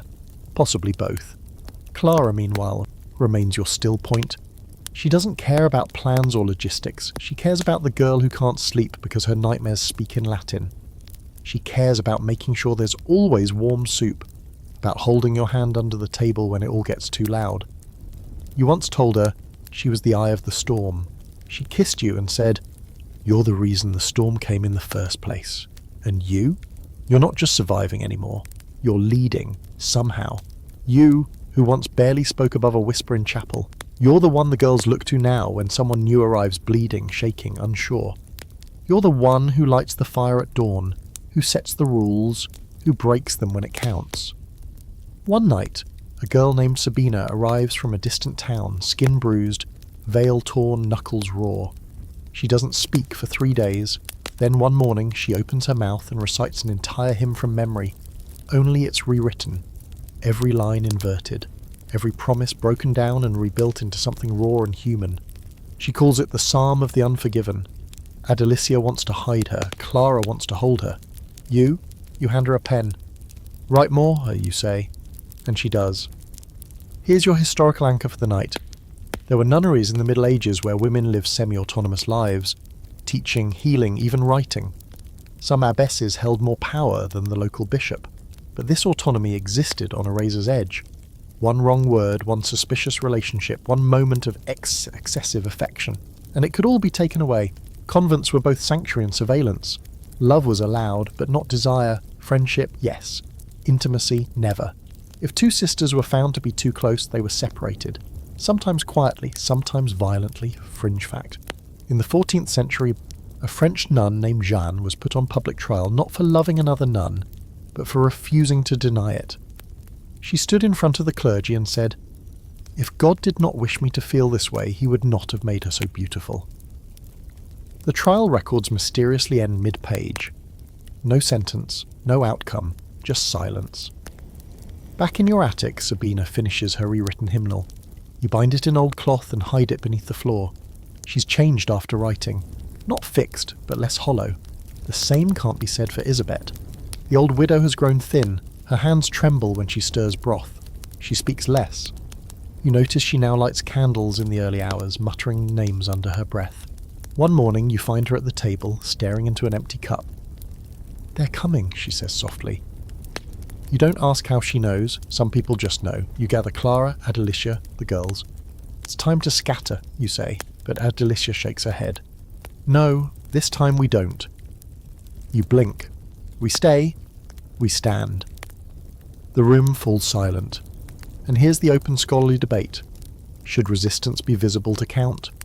Some historians argue that small acts, hiding a fugitive, copying a banned text, sharing a kiss in the cloister garden, were not true rebellion.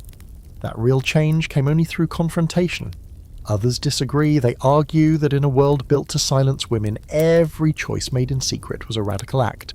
Even survival. Even joy. You look around at the faces of girls who were never meant to make it this far. Elisenda, now confident enough to read aloud. Ulita, who laughs more than she scowls. Sabina, scribbling verses in the margins of a ledger. Clara, warm as ever, fingers looped around yours. You don't want to run again. So you make a decision. You stop being a kitchen. You become a convent, not in name, not officially, but in practice. You start organising in shifts. Prayer circles, not to saints but to strength. Confession sessions, only the penance is always the same. Forgive yourself. You create a roster of tasks. Bread baking, soap making, reading, writing, self-defense, letters, poems, codes, maps. You hang a bell in the hallway, but you ring it only to announce dinner. And over the door, painted in charcoal and spit and stubborn hope, you write, "Welcome, sister. You're already forgiven." Adelicia weeps when she sees it. Just once, just quietly. Clara kisses your temple and whispers, "You've always been holy to me." And you smile, because you've finally built something the church can't touch. Not because it's hidden, but because it's true. You name the garden Saint Nothing. It starts as a joke, Clara tossing wilted spinach into a pot and muttering, "We really ought to start planting something other than despair." But it sticks. Someone carves the name into a piece of driftwood and hammers it into the dirt beside the first raised bed. And just like that, your rebel convent has a garden with a name that feels honest. No patron saint, no borrowed holiness, just you, your girls, and the stubborn miracle of things growing in ruined soil. By mid-autumn, the cabbages have started to sprout. The tomatoes refuse to cooperate, too acidic, like half the girls here, but the mint runs wild. You catch Ulita once, on her knees, talking to it, not praying, just chatting. She says the leaves listen better than people. There's something strange about the way joy creeps in when no one's looking. Not like a guest, more like a squatter. It shows up in laughter around the hearth, in the way the girls start dancing to Clara's off-key songs, in how Adelicia stops sharpening her knives every night and starts teaching someone else to do it instead. You're still careful. You still lock the doors. You still keep a bag packed in case things go sideways. But for the first time in what feels like forever, you let your guard down enough to plant something, to plan for a future. One morning you wake to find the youngest girl, she calls herself Mouse, and no one's learned her real name, has painted a mural in the back hallway. It's crude but beautiful. A procession of women hand in hand stepping into a forest. No habits, no crosses, no fire behind them. You cry when you see it, not loudly, just enough. You don't say anything when Clara comes up behind you and wraps her arms around your waist. She whispers, "We're getting close, aren't we?" To what? She shrugs. Whatever comes after escape, still, danger hasn't disappeared. It just waits. Every so often, someone sends a warning. A merchant you trust saying a bishop's rider passed through, asking questions. A coded letter slipped under your door. Once, a dead crow left on your windowsill. A message, though you're not sure from whom. Maybe the church. Maybe a girl you failed to save. So you add more layers to the escape plan. You rotate sleeping quarters. You establish a second hiding place in an abandoned house 2 streets over. Isabet helps you fake documents. You learn how to forge a bishop's seal, and Adelicia shows you how to break it again. Just for spite. Historical fact for the night. Some medieval nuns legally outmaneuvered the church by creating their own rules within loosely structured communities. Beguine houses, for example, weren't technically convents. They didn't require permanent vows. Some women moved in and out freely. They weren't always popular with the church, and some were even branded heretical simply for existing outside the hierarchy. but they persisted for centuries. Women apparently have always found loopholes. Fringe fact, in northern Italy, there was a woman known only as La Madre Ombra, the Shadow Mother, who reportedly took in runaway nuns and gave them shelter. Her name appears in 3 conflicting records. One calls her a witch, one calls her a saint, and one says simply, she made women disappear. Adelicia would love her. Back in your garden, the mint spreads like gossip. The girls start brewing it into tea. Mouse insists it helps with nightmares. Clara starts drying it into little bundles and selling it at the market under the name Blessed Sleep. It catches on. People start asking for it. Then for more things, salves, tinctures, even charms. Word spreads as slowly, cautiously. Your convent gains allies. You never call them that out loud. But they start leaving things. Eggs, cloth, news. One old man drops off a basket of mushrooms with a note that reads, "My sister fled a convent once, Binbos. She never made it to the sea. Thank you for making a place where others can." You hang the note in the kitchen. That's when you realise the lines are blurring. You're not just hiding girls anymore. You're treating wounds, teaching reading, burying the past and planting herbs on top. This isn't temporary. This is becoming permanent. The idea terrifies you, because permanent things can be destroyed. You sit in the garden late one night, alone, hands in the dirt. The moon watches you like it knows too much. You whisper, "I don't know if I'm strong enough to hold all of this." And from the shadows, Isabet answers, "You don't have to hold it alone." She limps over, drops to one knee, her joints popping audibly, and pulls out a weed with one swift tug. "I've seen more women fail by trying to do everything than by doing nothing," she mutters. "You've made something. Let it grow." You smile at her. "Since when are you the wise one?" She snorts.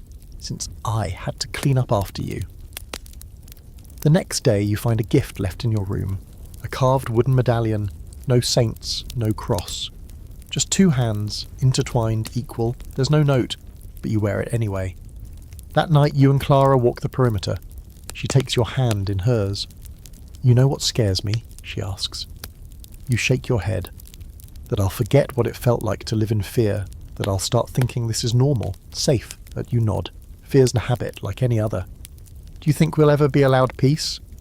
You look at the stars, at the deep blue above your garden. "I don't think we'll be given it," you say, "but we can take it." Here's your scholarly debate for the evening. Can something created in opposition endure without becoming what it resisted? Some argue that all countercultures either dissolve or turn into institutions themselves. That rebellion calcifies.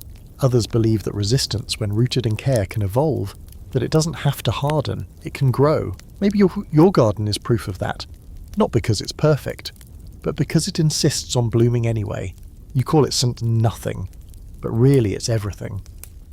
The knock on the door comes during supper. 3 taps, then silence. No code, no syscall. It's the sound of something arriving that you didn't ask for. The entire room stills, spoons lower, eyes rise. You and Clara exchange a glance. One of those wordless things you've perfected over time. You nod to Julita, who moves to the wall and palms the small dagger hidden behind the spice rack. Mouse slips out the spack, fast and quiet, to scout from the alley. Adelicia's already standing by the door, her hand just barely resting on the latch. 3 more knocks. Still measured, still wrong. "Who is it?" Adelicia calls. No answer, so she opens it. Standing in the doorway is a man. Not young, not old, clean robes, travel-worn boots, a chain with a wooden cross, the kind given to inquisitorial apprentices. His face is familiar, not from memory, but from type. You've seen him before. In the halls of convents, in the shadows of bishops, in dreams where someone is reading your sins aloud. "My name is Brother Thorn," he says. "I'm looking for a girl." He doesn't mean any girl, he means every girl. You don't invite him in, but he steps over the threshold anyway. His eyes flick across the room. You watch him take it all in, the long table, the bowls of lentil stew, the linen drying above the hearth, the girls who freeze when his gaze lands on them. He's not here to arrest, not yet. He's here to confirm, to smell the heresy. He smiles politely. She would be around 15, blonde hair, eyes, green maybe. She ran from the convent of St. Aurea last month. You shrug. A lot of girls pass through. Most don't stay. He nods like he understands, like this is all just a formality. She's been accused of theft, he adds. and spreading dangerous ideas. Of course she has. That's always the charge when they run and don't come back. Danger isn't the theft, it's the ideas. She's not here, you say evenly. May I look around? You shake your head. Not without a warrant from the bishop. He smiles again, thinner this time. This is a holy matter, not a legal one. Adelicia steps forward, blocking his view of the back stairs. Then take it up with God. For a long moment, no one moves. The fire crackles. Sabina tightens her grip on her spoon. Ulita hasn't blinked in over a minute. You can feel the entire house holding its breath. Then finally, Brother Thorn tips his head. If she arrives, he says, I trust you'll encourage her to return to the light. You smile sweetly. Of course. He leaves without looking back. The moment the door shuts, you bolt it. Hard. The lock clicks like a gunshot. Mouse slips back in through the rear, cheeks flushed. He spoke to 3 vendors, asked about you, said you were a heretic nun in hiding. Clara exhales. He's not looking for one girl. No, you say. He's looking for us. You don't sleep that night. None of you do. Not really. You take turns watching the doors, listening to the wind. You light no candles. You say no prayers. The night feels too fragile to risk either. Here's a historical fact to chew on while you keep vigil. Inquisitors weren't just hunters of witches and heretics. They were also political tools. A bishop with a problem could whisper into the right ear, and suddenly his inconvenient nuns became a problem of doctrine. You didn't need to be guilty. You just needed to be inconvenient. Fringe fact, in one 15th century case, an entire convent was disbanded because 3 sisters rewrote parts of the Book of Hours to include female pronouns for God. When asked why, one said, God speaks to me in a woman's voice. That was enough to brand them anathema. The manuscripts were burned, but rumours say one copy survived, hidden in a box beneath a beguine house, guarded by old women with sharper minds than the bishops ever guessed. Back in your kitchen, Adelicia wants to flee. This place has done its work, she says. We scatter, create 3 more like it, 5, 10, but Clara disagrees. If we run every time they knock, we never stop running. You say nothing, because the truth is, both of them are right. That afternoon, you gather the girls. This isn't just a safe house anymore, you say. It's a question, and now the church wants to answer it. You give them the choice. Stay and accept what may come, or go, now, while the road is still open. No judgment, no shame. 3 leave, quietly, with hugs and food and promises to write. The rest stay. Adelicia still calls you reckless, but she doesn't leave either. Instead, you prepare. You hide the youngest girls in the old bakery next door, beneath loose floorboards. You dig up the second exit under the herb garden. You sew gold coins into hems. You soak cloth in vinegar just in case the fire comes early. You write one final letter. Not to a bishop, not to the abbess, to yourself. It begins, you built something beautiful, that means it can be broken, but it also means it mattered. And here's tonight's scholarly debate. Is resistance still resistance if it chooses to stay? Some argue that true rebellion is movement, action, the constant refusal to be pinned down.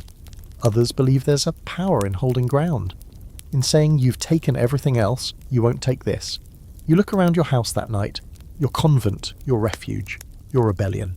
It's quiet, soft candlelight. The smell of mint and flower and warm bodies. Clara rests her head on your shoulder, and for the first time you let yourself imagine a future. Not just a survival, a future. But even as you imagine it, you know they're coming. And when they do, you'll be ready, not to run, to remain. The first real sign is smoke on the horizon. Not the kind that dances from chimney pots or bonfires, but a heavier smear of grey, thick as guilt. Someone's burning something that wasn't supposed to burn. You watch it from the garden of St. Nothing, trowel limp in your hand, dirt packed under your fingernails. You know that kind of smoke. It belongs to reckoning. Word comes in with the apples. A farmer's wife trades her harvest for a bundle of mint and very casually mutters, "They're cleansing the convent of St. Aurea. Said the walls were rotting from the inside out." She doesn't look at you when she says it. She just smooths her apron and walks away like she didn't just drop a funeral into your lap. St. Aurea was where Sabina fled from, where she saw too much, where she spoke. Later that evening, Adelicia returns from a supply run with her jaw set like stone. She tosses a folded paper on the table. It's a church bulletin, one of the printed ones, sharp black ink on harsh white pulp. The title reads, "Wolves in Women's Clothing, the Rise of False Sisterhoods." You don't have to read the whole thing, you already know. Somewhere near the bottom you'll find the phrase "danger to the souls of others." You might even be flattered if it didn't make your chest feel like a bell being rung too hard. That night you call another meeting. There are fewer girls than there used to be. Some moved on, others were sent out early when the danger grew teeth. But those who remained sit close, candles flickering in their faces, hands wrapped around cups of weak tea like armour. You tell them the truth. They're not just searching anymore, you say, they're purging, quietly, carefully. The church doesn't knock on doors, they erase them. Mouse, now 17 and taller than you remember, raises her hand. What happens if they come here? You look around the room, the rafters, the cracked window with ivy curling through it, the mural in the back hallway, where faceless women walk into and trees. Then we make noise, you say, enough that they remember us. Here's tonight's historical footnote. The church, for all its declarations of eternal truth, often underworked in silence. Records were redacted, names struck through. Women vanished not with trial, but with the absence of memory. Some scholars refer to it as spiritual erasure, a form of death where your sins were too inconvenient to record and your virtues too dangerous to preserve. Fringe fact: a 14th century nunnery in the Low Countries was investigated for unsanctioned intimacy and unauthorised writings. The bishop found 37 names in the convent registry. When he was done, only 12 remained. The others weren't punished, they were unwritten. You think about that a lot now, so that you decide to make yourselves hard to forget. The first thing you do is write everything down, not in code, not in metaphor, not as allegory or poetry or psalms, just facts, names, journeys, kisses, escapes. You gather every scrap of memory the girls can offer, and you bind them one by one into rough parchment books. You hide them inside loaves of bread, between the floorboards, beneath the outhouse pit. Adelicia's idea. She's nothing, if not practical. You call it the Archive of Refusal. Clara writes the foreword. It begins, "We were here, we are still." Then you start sending copies out. Not many, just a few, trusted hands, merchants, widows, the one toothless old healer who speaks in rhymes and smells like rosemary and old wine. No one questions her. You've no idea how many books make it. But you send them anyway. Then you start speaking louder. Clara sings in the square, not hymns, ballads about girls who ran barefoot through cloisters, who kissed in chapels, who carved names into stone and dared anyone to scrape them away. People stare, people whisper, some cross themselves. You sell more herbs at market, but now they're labelled plainly, for strength, for clarity, for sleep without guilt.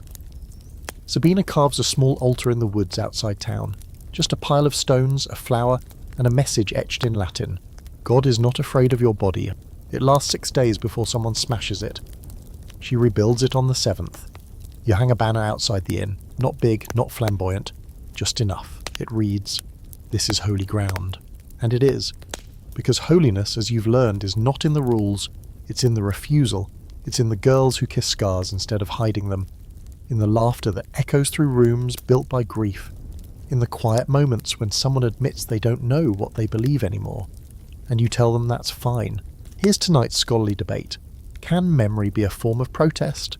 Some argue that remembrance alone is passive, that it needs action to count, and others say memory is resistance in its purest form. Because in remembering, you deny erasure. You push back against silence, you become a witness. So you witness. Every night you gather by candlelight and speak a name, not of saints, but of those who didn't make it. You speak the girl whose convent cell was locked from the outside, the one who drowned in a baptismal font, the one who kissed her friend too openly and never spoke again. Each name followed by, "She was loved." Then one day the messenger comes, not a soldier, not a priest, just a boy, barely old enough to shave, with ink-stained fingers and a nervous twitch. He delivers a letter. Sealed in black wax, you open it, read it, burn it. Clara asks, "What did it say?" You say, "They're coming soon." Do we run? You look around at your garden, the mural, the herbs drying above the fire, the books hidden in hay bales. the girls curled up in corners, alive and laughing and loud. No, you say. We root. You bury more books, you memorize maps, you tread with the sticks and blades and voices sharp enough to pierce doctrine. You build, because when the church comes again, it won't find silence, it'll find a choir. You never thought much about turnips until the day Adelicia explained they could be used for birth control. The look on your face must have been something, pure church-trained horror, because she laughed so hard she almost tipped off the stool she was balancing on. She was labelling salves, muttering under her breath about new recipes, and just casually said, if you carve out the core, soak it in wine, and leave it overnight, it can be persuasive. You stared. Persuasive. She raised her eyebrows. In not getting pregnant. A turnip's as good a shield as a psalm. You had questions, so many questions, and most of them boiled down to, how do you know this? But you didn't ask. You were too busy unlearning, too busy feeling your convent-trained certainty rot under the warm sunlight of real, imperfect, radical life. Birth control wasn't something you thought about in the convent.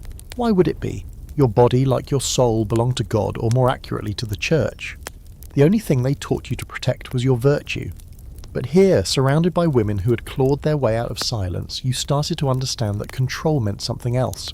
Control was autonomy, choice, the ability to say no, or yes, or later, or never again. Clara finds you in the garden later that day, holding a turnip like it's a grenade. She squints at you. You're still thinking about it, aren't you? You nod slowly. Why didn't they teach us this? She shrugs, gently tugging the root from your hands. Because women who know what their bodies can do are harder to shame. And that right there is the whole truth in a single sentence. You begin gathering knowledge like kindling. Isabet has a book, small, leather-bound, practically disintegrating, filled with midwifery notes passed from hand to hand across generations. Diagrams sketched in charcoal, recipes scribbled in the margins. It's not just about babies, it's about cycles, brews for bleeding, herbs for pain, ways to end pregnancies quietly, safely, long before anyone else notices. You copy the pages at night by candlelight. Clara sits beside you, reading aloud from Sabina's poems, her voice low and steady. You feel like a thief, a librarian, a midwife, a revolutionary. Maybe all at once.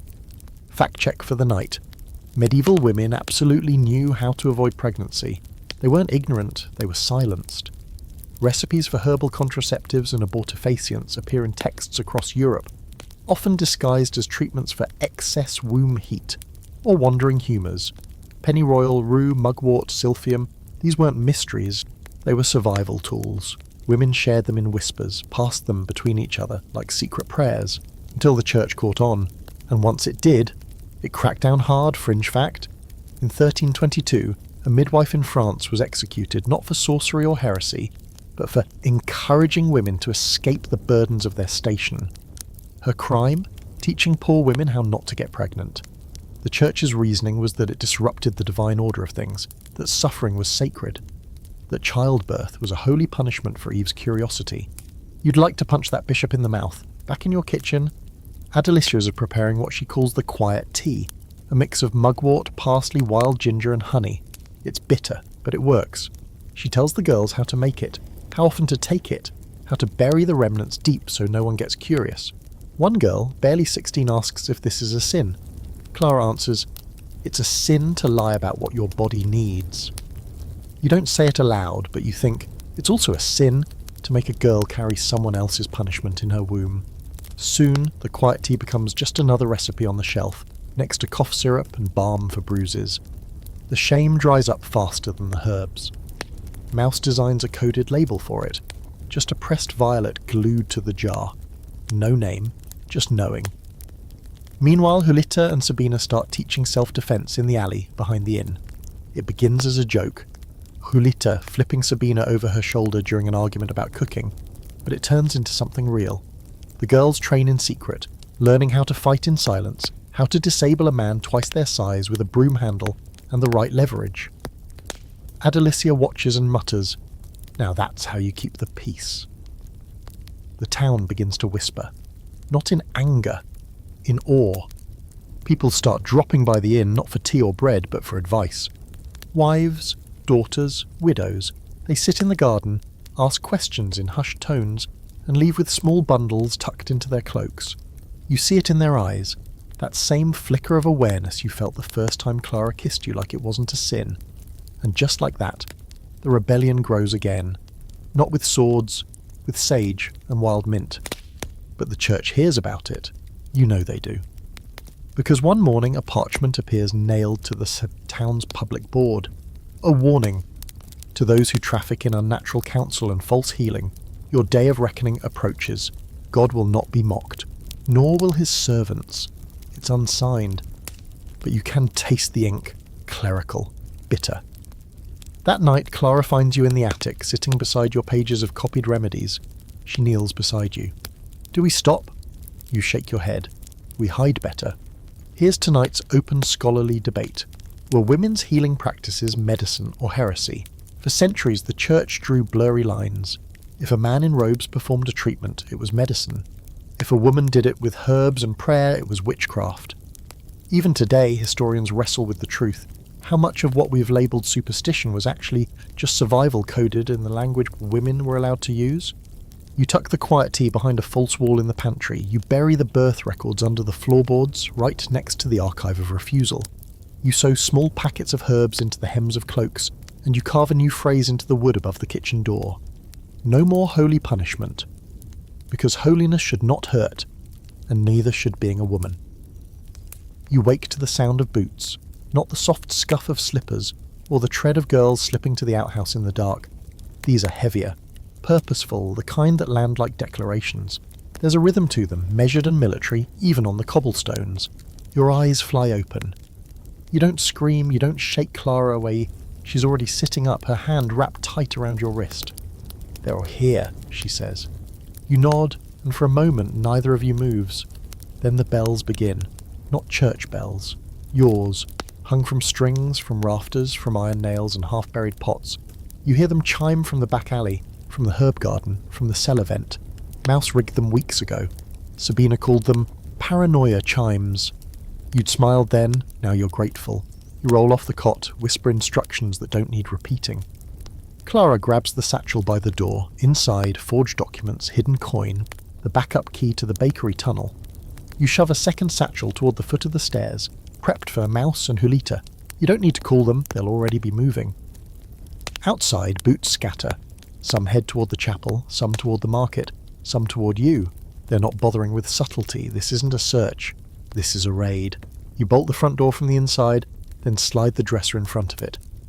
Clara's already by the back window, peering through the gauze. 10 of them, maybe more, she mutters. No robes, not inquisitors, soldiers. You expected priests. This is worse. Someone's made you a threat worth steel. You move through the house, whispering names, nudging shoulders, directing feet. The younger girls, Sabina, Elisenda, Mouse, are already ushering the little ones through the floorboards down into the old tunnel. You hear the soft clatter of boots against stone. Clara stays with you. Of course she does. And then, the front door slams inward with the force of judgment. Wood cracks, splinters fly. The men pour in, black leather and silver clasps, crosses branded onto their chests. They don't speak, they don't ask questions, they take. Isabet is in the kitchen. She doesn't run. She lifts a ladle like it's a weapon. One of them shoves her aside. You don't see her fall, but you hear the sound she makes when she hits the floor, and something in you breaks. Adelicia meets them in the hallway. Blade in one hand, her old abbess ring in the other. You will not touch them, she says. Her voice shakes. Not with fear, with fury. They hit her. They don't even hesitate. Clara grabs your hand. We have to go, she says. But you can't, not yet. You run to the attic, grab the archive, the pages of poems, the drawings, the rewritten psalms, the healing recipes, the girlhoods you swore you'd protect. You stuff them into the satchel. Too heavy, doesn't matter. Outside, screams rise. Not from your girls, from the crowd. The town has gathered, and they're angry. This is the part you didn't expect. The woman who sells eggs is throwing rocks. The butcher's apprentice has a broom handle and zero hesitation. They were not protecting heretics. They're protecting neighbours. Someone shouts your name, not the convent one, the real one. And you feel something settle into place that you didn't know was missing. You and Clara break for the alley. The tunnel entrance is still clear. Mouse left it propped open, smart girl. You slip in, stumble over stone, nearly fall. Clara catches you. The air is thick with dirt and old sweat and freedom. Behind you, the house is a scream wrapped in fire. You don't look back. You emerge beneath the bakery. Crawl up through the false floor. Mouse is there, eyes wide, dagger drawn, ready to fight anything that moves. You hug her hard enough to bruise. Sabina counts heads. Everyone who was in the house has made it out. Adelicia is missing. You want to go back. Clara stops you. She'll kill you if you try, she says, and not metaphorically. Instead, you light the emergency beacon. 3 short bursts of smoke, pale and sweet-smelling, from a chimney on the far side of town. The others know what it means. Your network, your sisters beyond these walls. We've been hit. Scatter, regroup, survive. You head for the river that night. Quiet. Fast. You leave your house burning behind you. You don't know who torched it. Could have been them. Could have been someone trying to erase the evidence. Could have been Adelicia, as her last act of resistance. You pray, not to the god who demanded obedience, but to the one who saw Hagar in the desert and didn't look away. You pray that someone remembered the books. You pray that someone buried the right names. You reach the trees by sunrise, wet boots, sore hands, 10 girls, 2 satchels, 1 future. And here's tonight's historical truth. When convents were raided, there were rarely survivors to tell the tale. The church buried its own sins with quiet efficiency.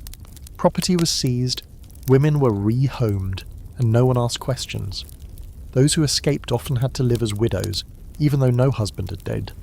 They changed their names, cut their hair, hid their scars, but there are records, fragmented, scattered, of something else. Letters referencing the red house on the hill, or the sisters of the silent fire. Clues to something bigger than one sanctuary. Traces of rebellion written in the margins. Fringe facts. In one village in Tuscany, there's a carving inside a church bell tower.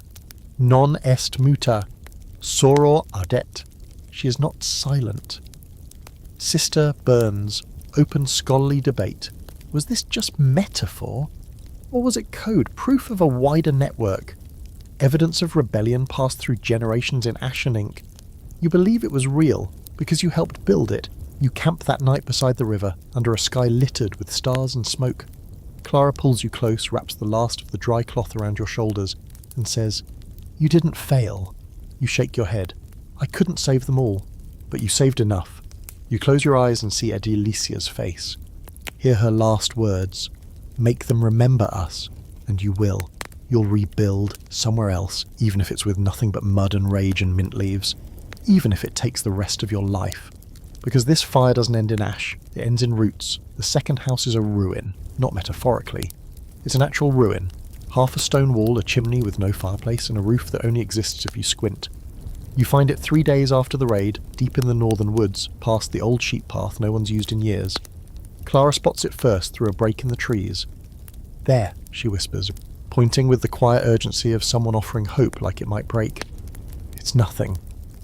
You stare for a long moment, boots wet, shoulders aching, your bag heavier than your body, and then you say, "And let's make it everything." You camp that night in the shell of a former life. Whatever this place was, cottage, barn, hermitage, it's been abandoned long enough for Ivy to claim what's left. The chimney still stands proud and crumbling, and the walls, though mostly open to the wind, offer just enough structure to fool your brain into calling it shelter. You lay your blanket across a pile of moss. Mouse builds a fire in the corner where a hearth used to be. Sabina finds a half-rotted bench and declares it her throne. No one says it, but you all feel it. This is the beginning of the next thing. In the morning, Clara walks the perimeter like a general taking stock of a battlefield. We can reinforce the west wall with timber, maybe lean branches for the roof, and dig a proper trench for waste before someone mistakes the mint patch again. You raise your hand. "It was one time," she smirks. "It was your mint patch." And just like that, laughter comes back to you. Not the wild joy you used to share in the kitchen, but something smaller. Private. Earned. Over the next week you build. You use whatever you can scavenge. Planks from an old cart, nails from a hunting cabin, stones from the nearby stream. You cut your hands, bruise your shins, pull muscles you didn't know existed. You learn how to thatch a roof, how to mix mud into mortar, how to hammer quietly. You teach Mouse to bind books. She teaches you to tie knots that don't slip under pressure. Sabina teaches the younger girls how to move silently. And Clara sings again. At night, you gather around a new fire, under a half-built roof, and you tell stories, not just of escape, but of rebirth. One girl, too young to remember her mother's name, begins to call you Magistra. It sticks. You don't correct her. Adelicia is still gone. You don't know if she survived the raid. You don't know if she escaped, or was taken, or walked back into the fire just to spite the church one last time. But on the fourth night in the forest, a crow lands near your makeshift chapel, nothing more than a circle of stones and a carved piece of driftwood. It drops something at your feet. A ring. Her abbess ring. Clara picks it up, turns it over, eyes shining. "She got out," she says. You nod, not trusting your voice. You wear the ring on a cord around your neck. It's too heavy for your hand, too sacred for your finger. Now for a historical fact that makes your hands tremble when you remember it. After certain convent raids, survivors would sometimes retreat to hidden communities, off-the-map villages, caves, coastal islands. Archaeologists have found signs of these places. Female-only settlements with traces of religious practice, but no formal chapel, no clear hierarchy. They weren't official, they weren't sanctioned, but they were real. Fringe fact, in southern Wales there's an abandoned structure with a single Latin phrase carved above the hearth. Domus quae amat, the house that loves. Scholars still argue about what it means, if it was a convent, a retreat, a cult, but you know, back in your ruin you hang a sign carved by Julita, just 3 words, Sanctum fugere sorores. Holy fleeing sisters, you laugh when she shows you. That's not real Latin, you say, she grins. Neither are we. And that's the point, isn't it?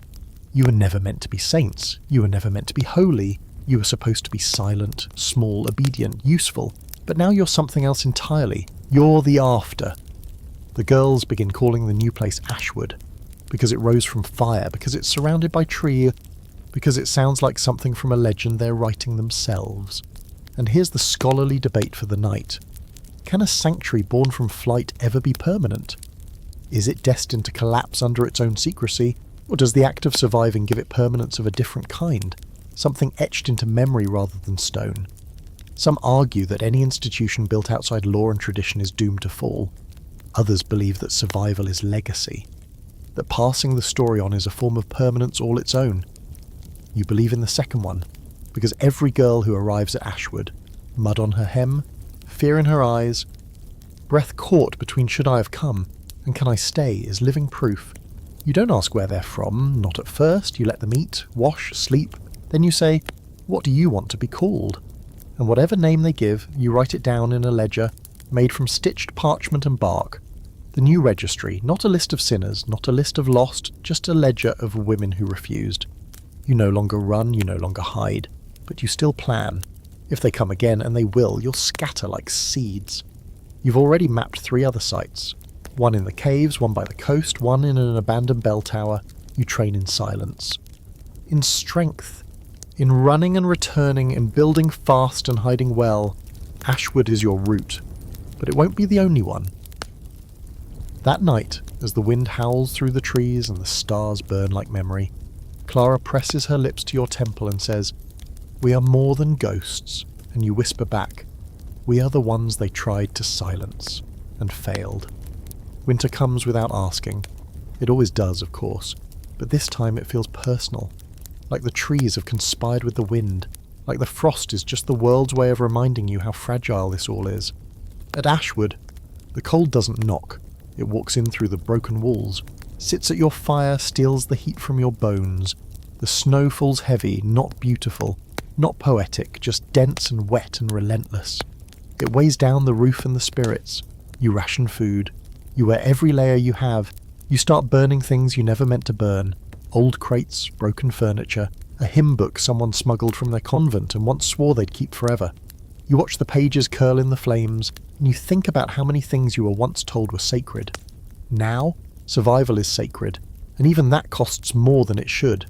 The girls handle it as best they can. Mouse teaches everyone how to knit with salvaged yarn, her small fingers moving faster than yours can track.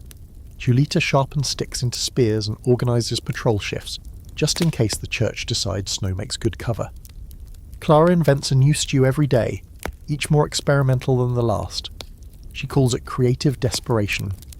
You call it another bowl of wet bark. You find ways to keep hope from freezing over. Urbina writes songs, strange, eerie ballads about sisters who ride through the woods on wolves, who melt snow with their eyes, who turn inquisitors into trees with a single kiss. You know it's fantasy, but it's the kind that keeps frostbite out of your heart. Still, it's not enough. On the 23rd day of snow, one of the younger girls, Lorette, comes down with fever. You try every brew you know, honey, mint, willow bark, but nothing touches it. Her skin burns while the world around her freezes. You sit by her side, wiping her brow, whispering stories from the old days. Not the convent stories, but the ones from before. The ones you made up with Clara in the laundry room, stories about travelling singers and thief saints and women who turned into stars when they died. Clara brings you broth. You don't eat. You just press the bowl to Lorette's lips, praying to anything that might still be listening. She survives, but she wakes changed. Quiet. Distant. She won't speak for days. Clara sits beside you that night and says, "We need medicine we don't have." You nod. "We need everything we don't have." So, for the first time since the raid, you go back into town. Not in habit, not in secret. In broad daylight. Cloaked, hooded, but not hiding. You walk into the apothecary and ask for dried quinine, for valerian root, for salt. The woman behind the counter doesn't ask where you're from, she just squints and says, "You're the ones who lived through the fire, aren't you?" You say nothing. She pushes the jars toward you anyway. That night you boil the herbs over a fire so low it barely glows. Lorette drinks it, sleeps, breathes deeper than she has in a week. You exhale for the first time in days. Let's pause for a historical fact. In the late Middle Ages, women, especially nuns and midwives, were often the guardians of medical knowledge. Not just herbal lore, but empirical, tested treatment passed orally and through marginalia. Many convents had infirmaries run entirely by women, but as the church tightened its grip, male-dominated medicine pushed female knowledge into the shadows. What had once been respected healing became overnight suspicious, fringe fact. A 14th century manuscript from Flanders contains a series of detailed remedies for women's health issues. Most are practical, some are coded. One, written in the margins in red ink, simply reads, "Do not let the men see this." You think about that now, copying recipes in the corner of the new Ashwood ledger. You use a stylus made from bone. Your ink is soot and vinegar. The pages smell like resolve. Still, winter presses on, you dig snow tunnels between buildings, you catch rain to melt, you scrape frost from your boots like it's a second skin. Clara wraps herself around you at night, her breath fogging against your neck. "This is cosy," she whispers, as you lie on straw under 3 cloaks, and a roof that occasionally groans like it's considering collapse. You laugh, but it comes out hollow. Not because you're unhappy, just tired. The kind of tired that's older than sleep. One morning, Adelicia returns. She appears like a ghost, coat dusted in snow, face streaked with soot, eyes bright like coals that never died. She walks into the main hall without knocking and says, "They tried to erase us." Clara leaps up and hugs her so hard they both nearly fall over. Adelicia grins. "Miss me?" You say, "Where have you been?" She shrugs, spreading the word. Turns out the fire didn't end you. It ignited something. The archive survived. At least 2 copies made it into the right hands. One even ended up in the library of a noble woman with more land than loyalty to Rome. She's offered refuge, resources, money. She wants to build a school. Not a convent, Adelicia clarifies. A place where girls can learn everything. It sounds impossible, reckless, dangerous, perfect. You gather the girls that night. Tell them about the offer. Some of us will go, you say. Some will stay, will rebuild here and there, and again and again. Ashwood isn't just a place, it's a blueprint. Here's tonight's scholarly debate. Were these kinds of communities truly revolutionary, or just temporary reprieves? Some argue they were too small to make a dent. Others insist that scale doesn't determine impact. That every girl taught to read, to write, to speak her name aloud without shame, that's revolution. Quiet, maybe, but no less holy. You believe in the quiet kind, because you've seen what it does. You've seen it turn frostbitten girls into warriors. You've seen it make a ruin into a refuge. You've seen it turn a fugitive into a founder. That night you light a candle in the stone circle that passes for a chapel. You say nothing. But in your chest, something hums. A hymn made of silence, a psalm written in soot, a promise reborn in frost. Spring doesn't arrive so much as it slowly remembers how. It creeps in under the snow like an old rumour, melting frost with uncertain hands, trading icicles for puddles, letting the sun peek through like it's been hiding from its responsibilities. The trees hesitate before blooming. The ground resists softness for weeks, but finally, the colour comes back, greens and purples and yellows, so bright they look like they've never heard of suffering. Ashwood breathes again. You hang wet cloaks outside without fear of them freezing solid. You wash your hair without boiling water first. You find yourself humming without realising it. Even Clara smiles wider, like some knot inside her has started to loosen. She's kept the same pair of boots all winter, patched 3 times, and when you tease her about it, she says, "I'd walk through fire again if it meant keeping these." You believe her. The girls dig new beds for planting. Mouse insists on starting with carrots. Alita demands onions. Sabina, not to be outdone, suggests garlic for warding off creeping men with god complexes. You approve all 3. The earth is stubborn, but it yields, maybe because it remembers you. Maybe because you earned it. Clara finds a dead bird in the mint patch. Tiny, peaceful, frozen mid-flight. She buries it gently beneath the roots, and you catch her murmuring something under her breath. Not a prayer, not exactly. Just words that sound like letting go. Adelicia begins drawing plans in the dirt. Long rectangular shapes, doorways marked in stones, sun patterns mapped by stick. She's building the school in her mind before the walls exist. You crouch beside her, watching her hands move like they've been waiting their whole life for this. "We'll need 10 beds," she says. "No, 12, they'll come in pairs." You smirk. "You planning for companionship?" She winks. "I'm planning for reality."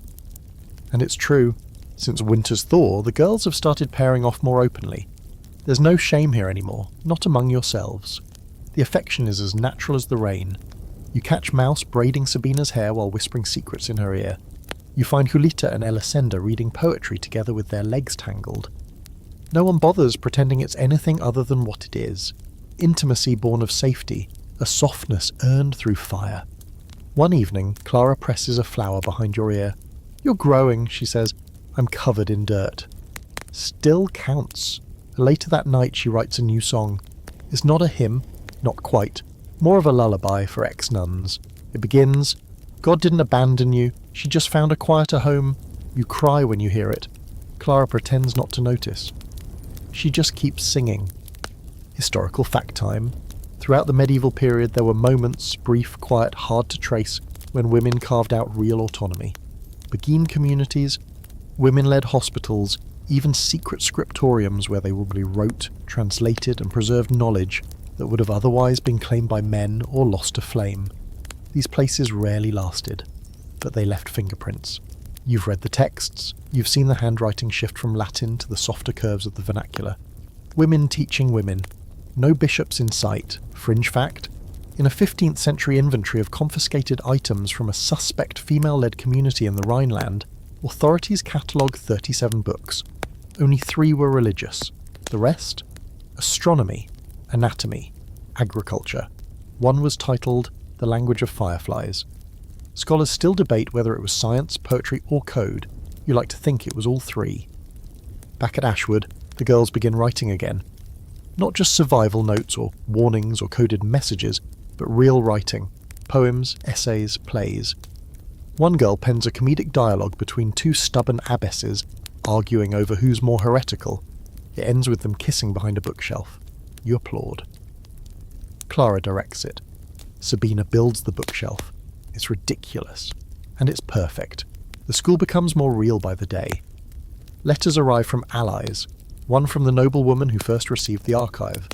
Another from a merchant who's been quietly financing your work in memory of his sister, who died in a convent before she could run. The letters come with silver, with paper, with promises. "We'll build," Adelicia says. "We'll build and we'll name it after the ones they burned." So you make a list, not just saints, not just martyrs, the ones who were silenced, discredited, hidden.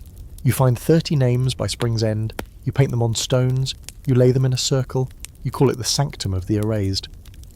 Clara adds one more. Me? You ask, blinking at the neat letters. She nods. Not because you were erased. Because you refuse to be. And here's your scholarly debate for the night. Is naming enough? Can giving voice to the forgotten undo the silence they were buried in? Some argue it's symbolic at best, self-congratulatory at worst, but others believe naming is an act of resurrection. That to speak someone's truth, even centuries later, is to say, you mattered. You mattered more than the men who tried to forget you. You side with the second group because you know what it means to be spoken into existence again. So you write, you record everything. Not in secret, not in code. You start a chronicle of Ashwood, its beginnings, its fire, its blood, its laughter.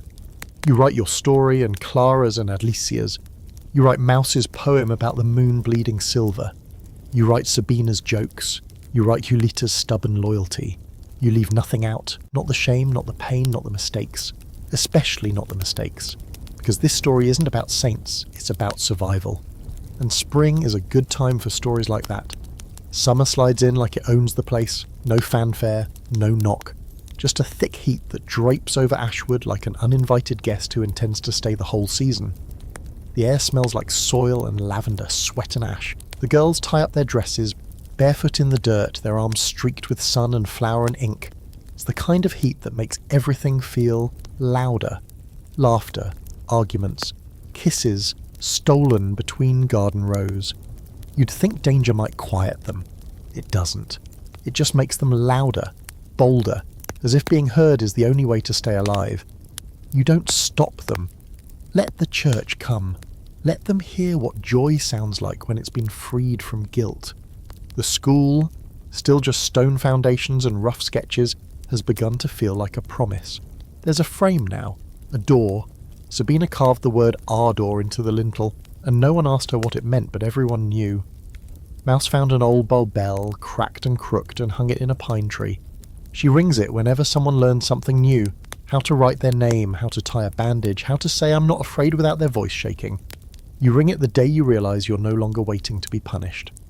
That night, you and Clara sneak away from the noise of building and organising and surviving.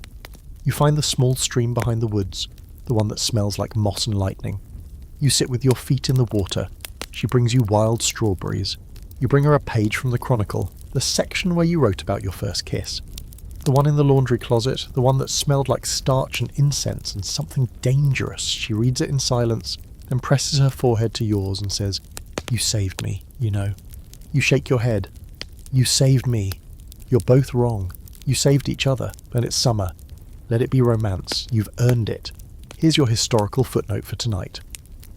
Some radical female communities in the Middle Ages adopted the language of marriage to describe bonds between women. Letters between nuns reference my chosen beloved, the sister of my soul, even my heart's bride. Were these just spiritual metaphors? Maybe. Were they also coded love letters that dared not speak too plainly? Almost certainly. Some were confiscated, most were burned. A few survived, scraps tucked into walls, inscriptions in the margins of psalters, initials carved into stone under cloisters. Fringe fact, one nun, accused of emotional entanglement, was ordered to sleep in a separate cell with no windows. She carved the word "still" into the stone. Just that. Still. Still loving. Still waiting. Still believing. Back at Ashwood, you write her name into the sanctum of the erased. You don't know what it was, so you give her one. Soror, stillness. You plant wildflowers around her stone. Meanwhile, Adelicia is unstoppable. She's made contact with two more sympathetic communities, one near the coast, another in the mountains. She's organising letters, supply routes, safe passage for girls who can't risk another convent. She's already referring to Ashwood as the first. You say that like we're building an empire, you say one day, watching her draw new maps. She grins. Not an empire, a constellation. You smile back. Stars don't answer to Rome. But it's not all beauty. There's tension too. One morning a girl named Talia disappears, leaves a note. "I don't think I can do this. I need silence again." It breaks your heart a little. Clara says, "We have to let them go. That's part of it too." You nod. But later that night, you add Talia's name to the Chronicle. Not under losses, under choices. She didn't vanish. She chose. And that's sacred too. Midway through summer, You hold your first assembly. Not a meeting, not a council, just a circle. All of you seated beneath the pine tree with the cracked bell. You pass a candle, and whoever holds it speaks. No judgments, no minutes, just truth. Elisenda says she still dreams of the convent's bells, even now, even here. But I don't wake in fear anymore, she adds. I wake wondering if I could turn that sound into a song. Mouse admits she used to be afraid of loud voices. Now she uses hers to teach younger girls how to scream if they need to, how to be heard on purpose. Ulita cries, says she doesn't know what she believes, and you all tell her that's the beginning of belief, not the end. When the candle comes to you, you say, I never thought I'd live long enough to be happy, and no one speaks. They don't need to. Because here's the open scholarly debate for this chapter. Is utopia possible, even temporarily, within systems designed to undo it? Some argue no, that safety built on defiance can only last so long before the weight of what resists it comes crashing down. But others argue that every moment of peace, every free breath, is a revolution in miniature. That impermanence doesn't make it less real. It makes it precious. Ashwood isn't perfect. There are arguments, there are injuries, there are days when the rain comes in sideways and floods the bread oven, and you all eat cold carrots and try not to cry. But it's real, more real than anything the convent ever gave you.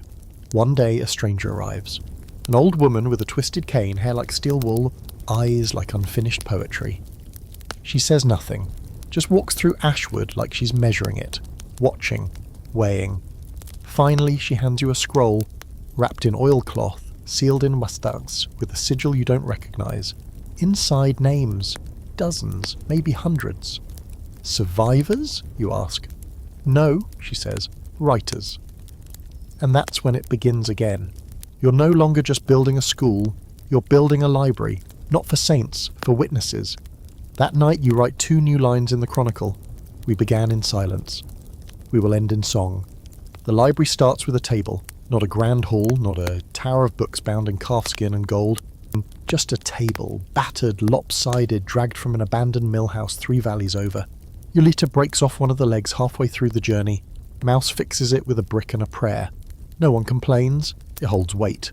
That's all it needs to do. You set it under the pine tree at first, because there's no proper building yet. Just a space cleared beside the stream, a foundation laid in stones like teeth. Adelicia surveys the site daily like she's commanding a fortress. She's decided this library won't just store books, it will teach them. Reading circles, writing lessons, nighttime lectures under the stars. You joke that she's planning a university, she doesn't deny it. Clara spends her mornings sorting the scrolls and pages and stitched together ledgers from your satchels, the archive, the chronicle, the coded recipes, the unwritten stories written anyway. She hums while she works, occasionally reading aloud. Her voice, low and familiar, makes even the ugliest truths feel holy. You listen from a distance, letting the words soak in through your skin. One day, a girl named Lene arrives with a parcel wrapped in linen. Inside are 6 books and a notebook with the words, "For the ones who remember," scrawled across the front. She says her grandmother kept them hidden in a chest beneath her bed, passed down from a nun who refused to repent. You add them to the collection. No ceremony, just gratitude. Another girl brings music, pages of it, transcribed from memory, rewritten with the names of women instead of saints. You add them too. You don't care if the notes are wrong, you'll teach them anyway. Ashwood begins to shift. It's no longer just a refuge, it's becoming a repository. You're not just saving lives, you're saving truth. And with truth, of course, comes danger. Adelicia is the first to sense it. She catches a whisper from a travelling herbalist. A woman whose niece disappeared after speaking too openly about a book she found. One with a violet pressed between the pages. One with margins full of names. The kind of book that sounds suspiciously familiar. You call a meeting, not an assembly. Not this time. This time it's strategy. They know we're spreading, you say. They know it's more than just us now, Clara nods. Which means we have to be ready for them again. You all remember what happened the last time. The fire. The shattered door. Adelicia's ring dropped like a warning at your feet. But this time, you're not a secret kitchen. You're not a few frightened girls hiding under the floorboards. You're Ashwood. And Ashwood is a problem that won't burn so easily. You assign shifts. Guards at the perimeters, scouts along the trails. You camouflage the new library structure with branches, ivy, clever angles. You bury backups of every book. Some go in sealed jars in the riverbank, others in caves lined with waxed cloth and salt. Julita builds what she calls memory boxes, bundles of stories tied with string, meant to be scattered like seeds if the worst comes again. You make your peace with impermanence. Because here's the thing about a library, it doesn't need to last forever. It just needs to outlast silence. Let's talk history again. Medieval women, especially those in religious life, were often the uncredited librarians of Europe. They copied texts by hand, wrote glosses in margins, preserved languages that would have been lost to fire or apathy, but the libraries rarely bore their names. They were anonymous hands in a male legacy. Until, of course, a few refused. Some signed their work, others added poems. One, in a convent in Germany, scrawled her name beside a theological argument and wrote, "I have read and I have lived." Fringe fact? In a lesser-known codex from 1472, found in the ashes of a burned-out scriptorium, there's a page labelled "Songs for Her." The music is written in red ink, the lyrics in a dialect that blends Latin with an obscure form of early Dutch. One verse translates loosely to, "Her voice is enough to resurrect the world." Back at Ashwood, that becomes your motto. You carve it into the threshold of the new library with your own knife. You make Clara sing it every time a new book arrives. Adelicia rolls her eyes. "We're not a cult." Clara smirks. "We're worse. We're educated." More girls arrive every week now, some sent by word of mouth, others by symbols scratched into trees. The violet mark has spread far beyond what you intended. It's scratched into stable walls, carved into tavern beams, sewn into shawls. It's a language of hope, and you didn't mean to invent it, but you will protect it. One day, a man shows up at the edge of the woods, alone, hands raised, no weapons. He wears priest's robes, but not the kind you've learned to fear. They're old, frayed. He looks tired, weather-beaten, like someone who once believed in a god he could see and now just hopes for one who listens. He doesn't speak at first, just stands at the threshold of Ashwood, staring like he's looking at a myth made flesh. Finally he says, "I read your chronicle." You say, "Good. Then you know why you can't stay." He nods, leaves a leather pouch on the ground, turns and walks away. Inside, 4 gold coins and a scrap of parchment. It reads, "I was wrong. May you write louder than I ever preached." That night you host a reading circle under the stars. Clara reads from the new arrivals. Julita passes around dried plums. Mouse draws pictures of each reader in charcoal. And you, for once, don't feel responsible for all of it. You just listen. Because that's the open scholarly debate for this chapter. Who gets to decide what counts as history? Is it the one who writes the story or the one who lives it? Is it the monk with the ink-stained fingers, or the girl with scars on her palms and poems in her blood? Some say history is written by the victors, but you've come to believe it's written by the survivors. And you are, defiantly, one of them. Ashwood doesn't sleep that night. It hums, and the library, just a table, just a few books, just a brick-legged monument to refusal, it stands, still. The day the first student arrives, you don't know she's a student. She's just a girl at the edge of the tree line, small and hunched beneath a bundle of cloth that looks heavier than she is, dirt on her cheeks, blood on her ankle, and a look in her eyes like she's had to kill parts of herself just to stay alive. Nothing you haven't seen before, but something about the way she stares at the buildings of Ashwood, the rough-hewn library and the barely standing hall, like they're made of fire and gospel, stops you mid-step. You approach slowly, offer her water. She takes it. Her hands shake as she drinks. "What's your name?" you ask. She doesn't answer right away. Then, "Does it have to be my real one?" You smile. "No, it just has to be yours." She nods. "Then call me Mira." You don't ask where she came from. You recognise the way she avoids saying. There are bruises on her arms, scars too fresh to be weather-borne. Her shoes are wrong for travel, soft, delicate, convent-issued. You help her inside. She doesn't stop clutching her bundle. That night, she sits beside the fire, wrapped in 3 cloaks, watching the others laugh and pass bread and read poetry aloud like they were allowed to. You think she might cry, but she doesn't. She just stares like someone relearning what air is. Later, when everyone's sleeping, she pulls you aside and unrolls the bundle. It's a book, a single book, ragged, water-damaged. Pages missing, but it's handwritten. in a woman's script, margins full of drawings, of plants, of stars, of a woman holding another's hand. Mira whispers, "She was my sister. They burned her for it." And then she says the words that make you press a hand to your mouth. She told me if anything happened to her, I should come find Ashwood. You don't know whether to laugh or collapse. It's working. It's actually working. You've crossed the border between myth and map. Girls aren't just stumbling in anymore. They're seeking you out. So you do something you've never done before. You start a class, no robes, no chalk, just a circle of girls under the sun with paper and ink and enough blunt honesty to change the world. You begin with names, not the saint ones, not the convent ones, the real ones, the chosen ones. Everyone says their name aloud, even Mira. Then you ask them, "What do you want to know?" Hands fly up. "How do I tell if I've been lied to?" What does consent actually mean? Why does Latin get to decide what's holy? You smile. The curriculum writes itself. Here's a historical anchor for your last night with me. In scattered pockets of Europe during the later Middle Ages, informal women-led schools did exist. Not just for nobility, not just in secret, but in ways that defied category. Some were run by healers, some by reformed nuns, others by women who had simply had enough. They taught literacy, medicine, history from a perspective that rarely made it into parchment.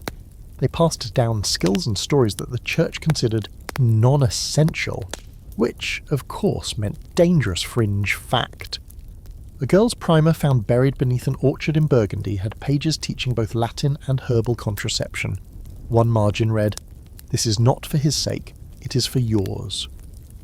Back at Ashwood, Mira becomes the first to copy an entire book by hand. It's not perfect, the ink runs, the lines waver, but she binds it herself using thread made from her own old veil. Clara cries when she sees it. You add it to the library, give it a shelf all its own, and above the shelf you hang a sign burned into wood. The first student, not the last, because they're coming now. In ones, in pairs, sometimes in small scared groups, girls who ran, girls who crawled, girls who clawed their way out of graves someone else dug for them. They bring stories and pain and questions sharp enough to draw blood. You give them books, you give them shelter, you give them the truth. And some of them, they stay. They ask to help, to teach, to build more. And here's the final scholarly debate, the one scholars still fumble around like they're afraid of it. Was this ever real? Could a movement like this, quiet, female, grassroots, undocumented, actually have happened? Some say no, that it's legend, fiction, the wishful thinking of women who want a history that was kinder to them. Others argue that the very lack of documentation proves its existence.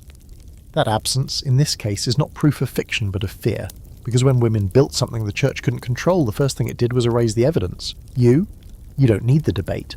You've lived the answer. You've rebuilt Ashwood. Twice now. And if it burns again, you'll rebuild it again because you've taught too many. Because the books are buried deep, because the map has already spread, because there are girls right now tracing the violet mark on a doorway and saying, "This way, this is the way," because you are not a ghost, because you are not alone, because this is not the end, just the end of the beginning. One last note before sleep. Clara finishes the second chronicle just before the leaves begin to turn again. The cover is plain wood, oiled and carved with a sun and a river, and a small house, your home. On the last page she writes, "We were not saints, we were not sinners, we were the ones who stayed when it would have been easier to run. We were the girls who kissed and lived, we were the sisters they tried to burn, we remember each other. And that is holy. So here you are. You made it through the fire, through the frost, through the thick heat of survival that clung to your skin like a second soul. You walked out of the convent with nothing but your name, half forgotten, half stolen. And now you've built something they said could never exist. You broke the silence they depended on. You kissed the wrong people. You learned things they said would damn you. You remembered the names they erased. You wrote them down. You made a library from your scars and a school from your refusal to be holy the way they told you to be. And it mattered. It still does. Ashwood isn't just a place, it never was. It's a rhythm in the blood. A vow whispered between girls who survived. A stone circle hidden in some forest somewhere that still hums at night with the weight of the names. And maybe someday, centuries from now, someone will stumble across a page, torn or half charred, nearly dust, and wonder who you were. Let them all wonder. You've already told the truth. You didn't need to be perfect, you didn't need to be pure, you just needed to be loud enough to echo, and you were. So rest now, you've earned it.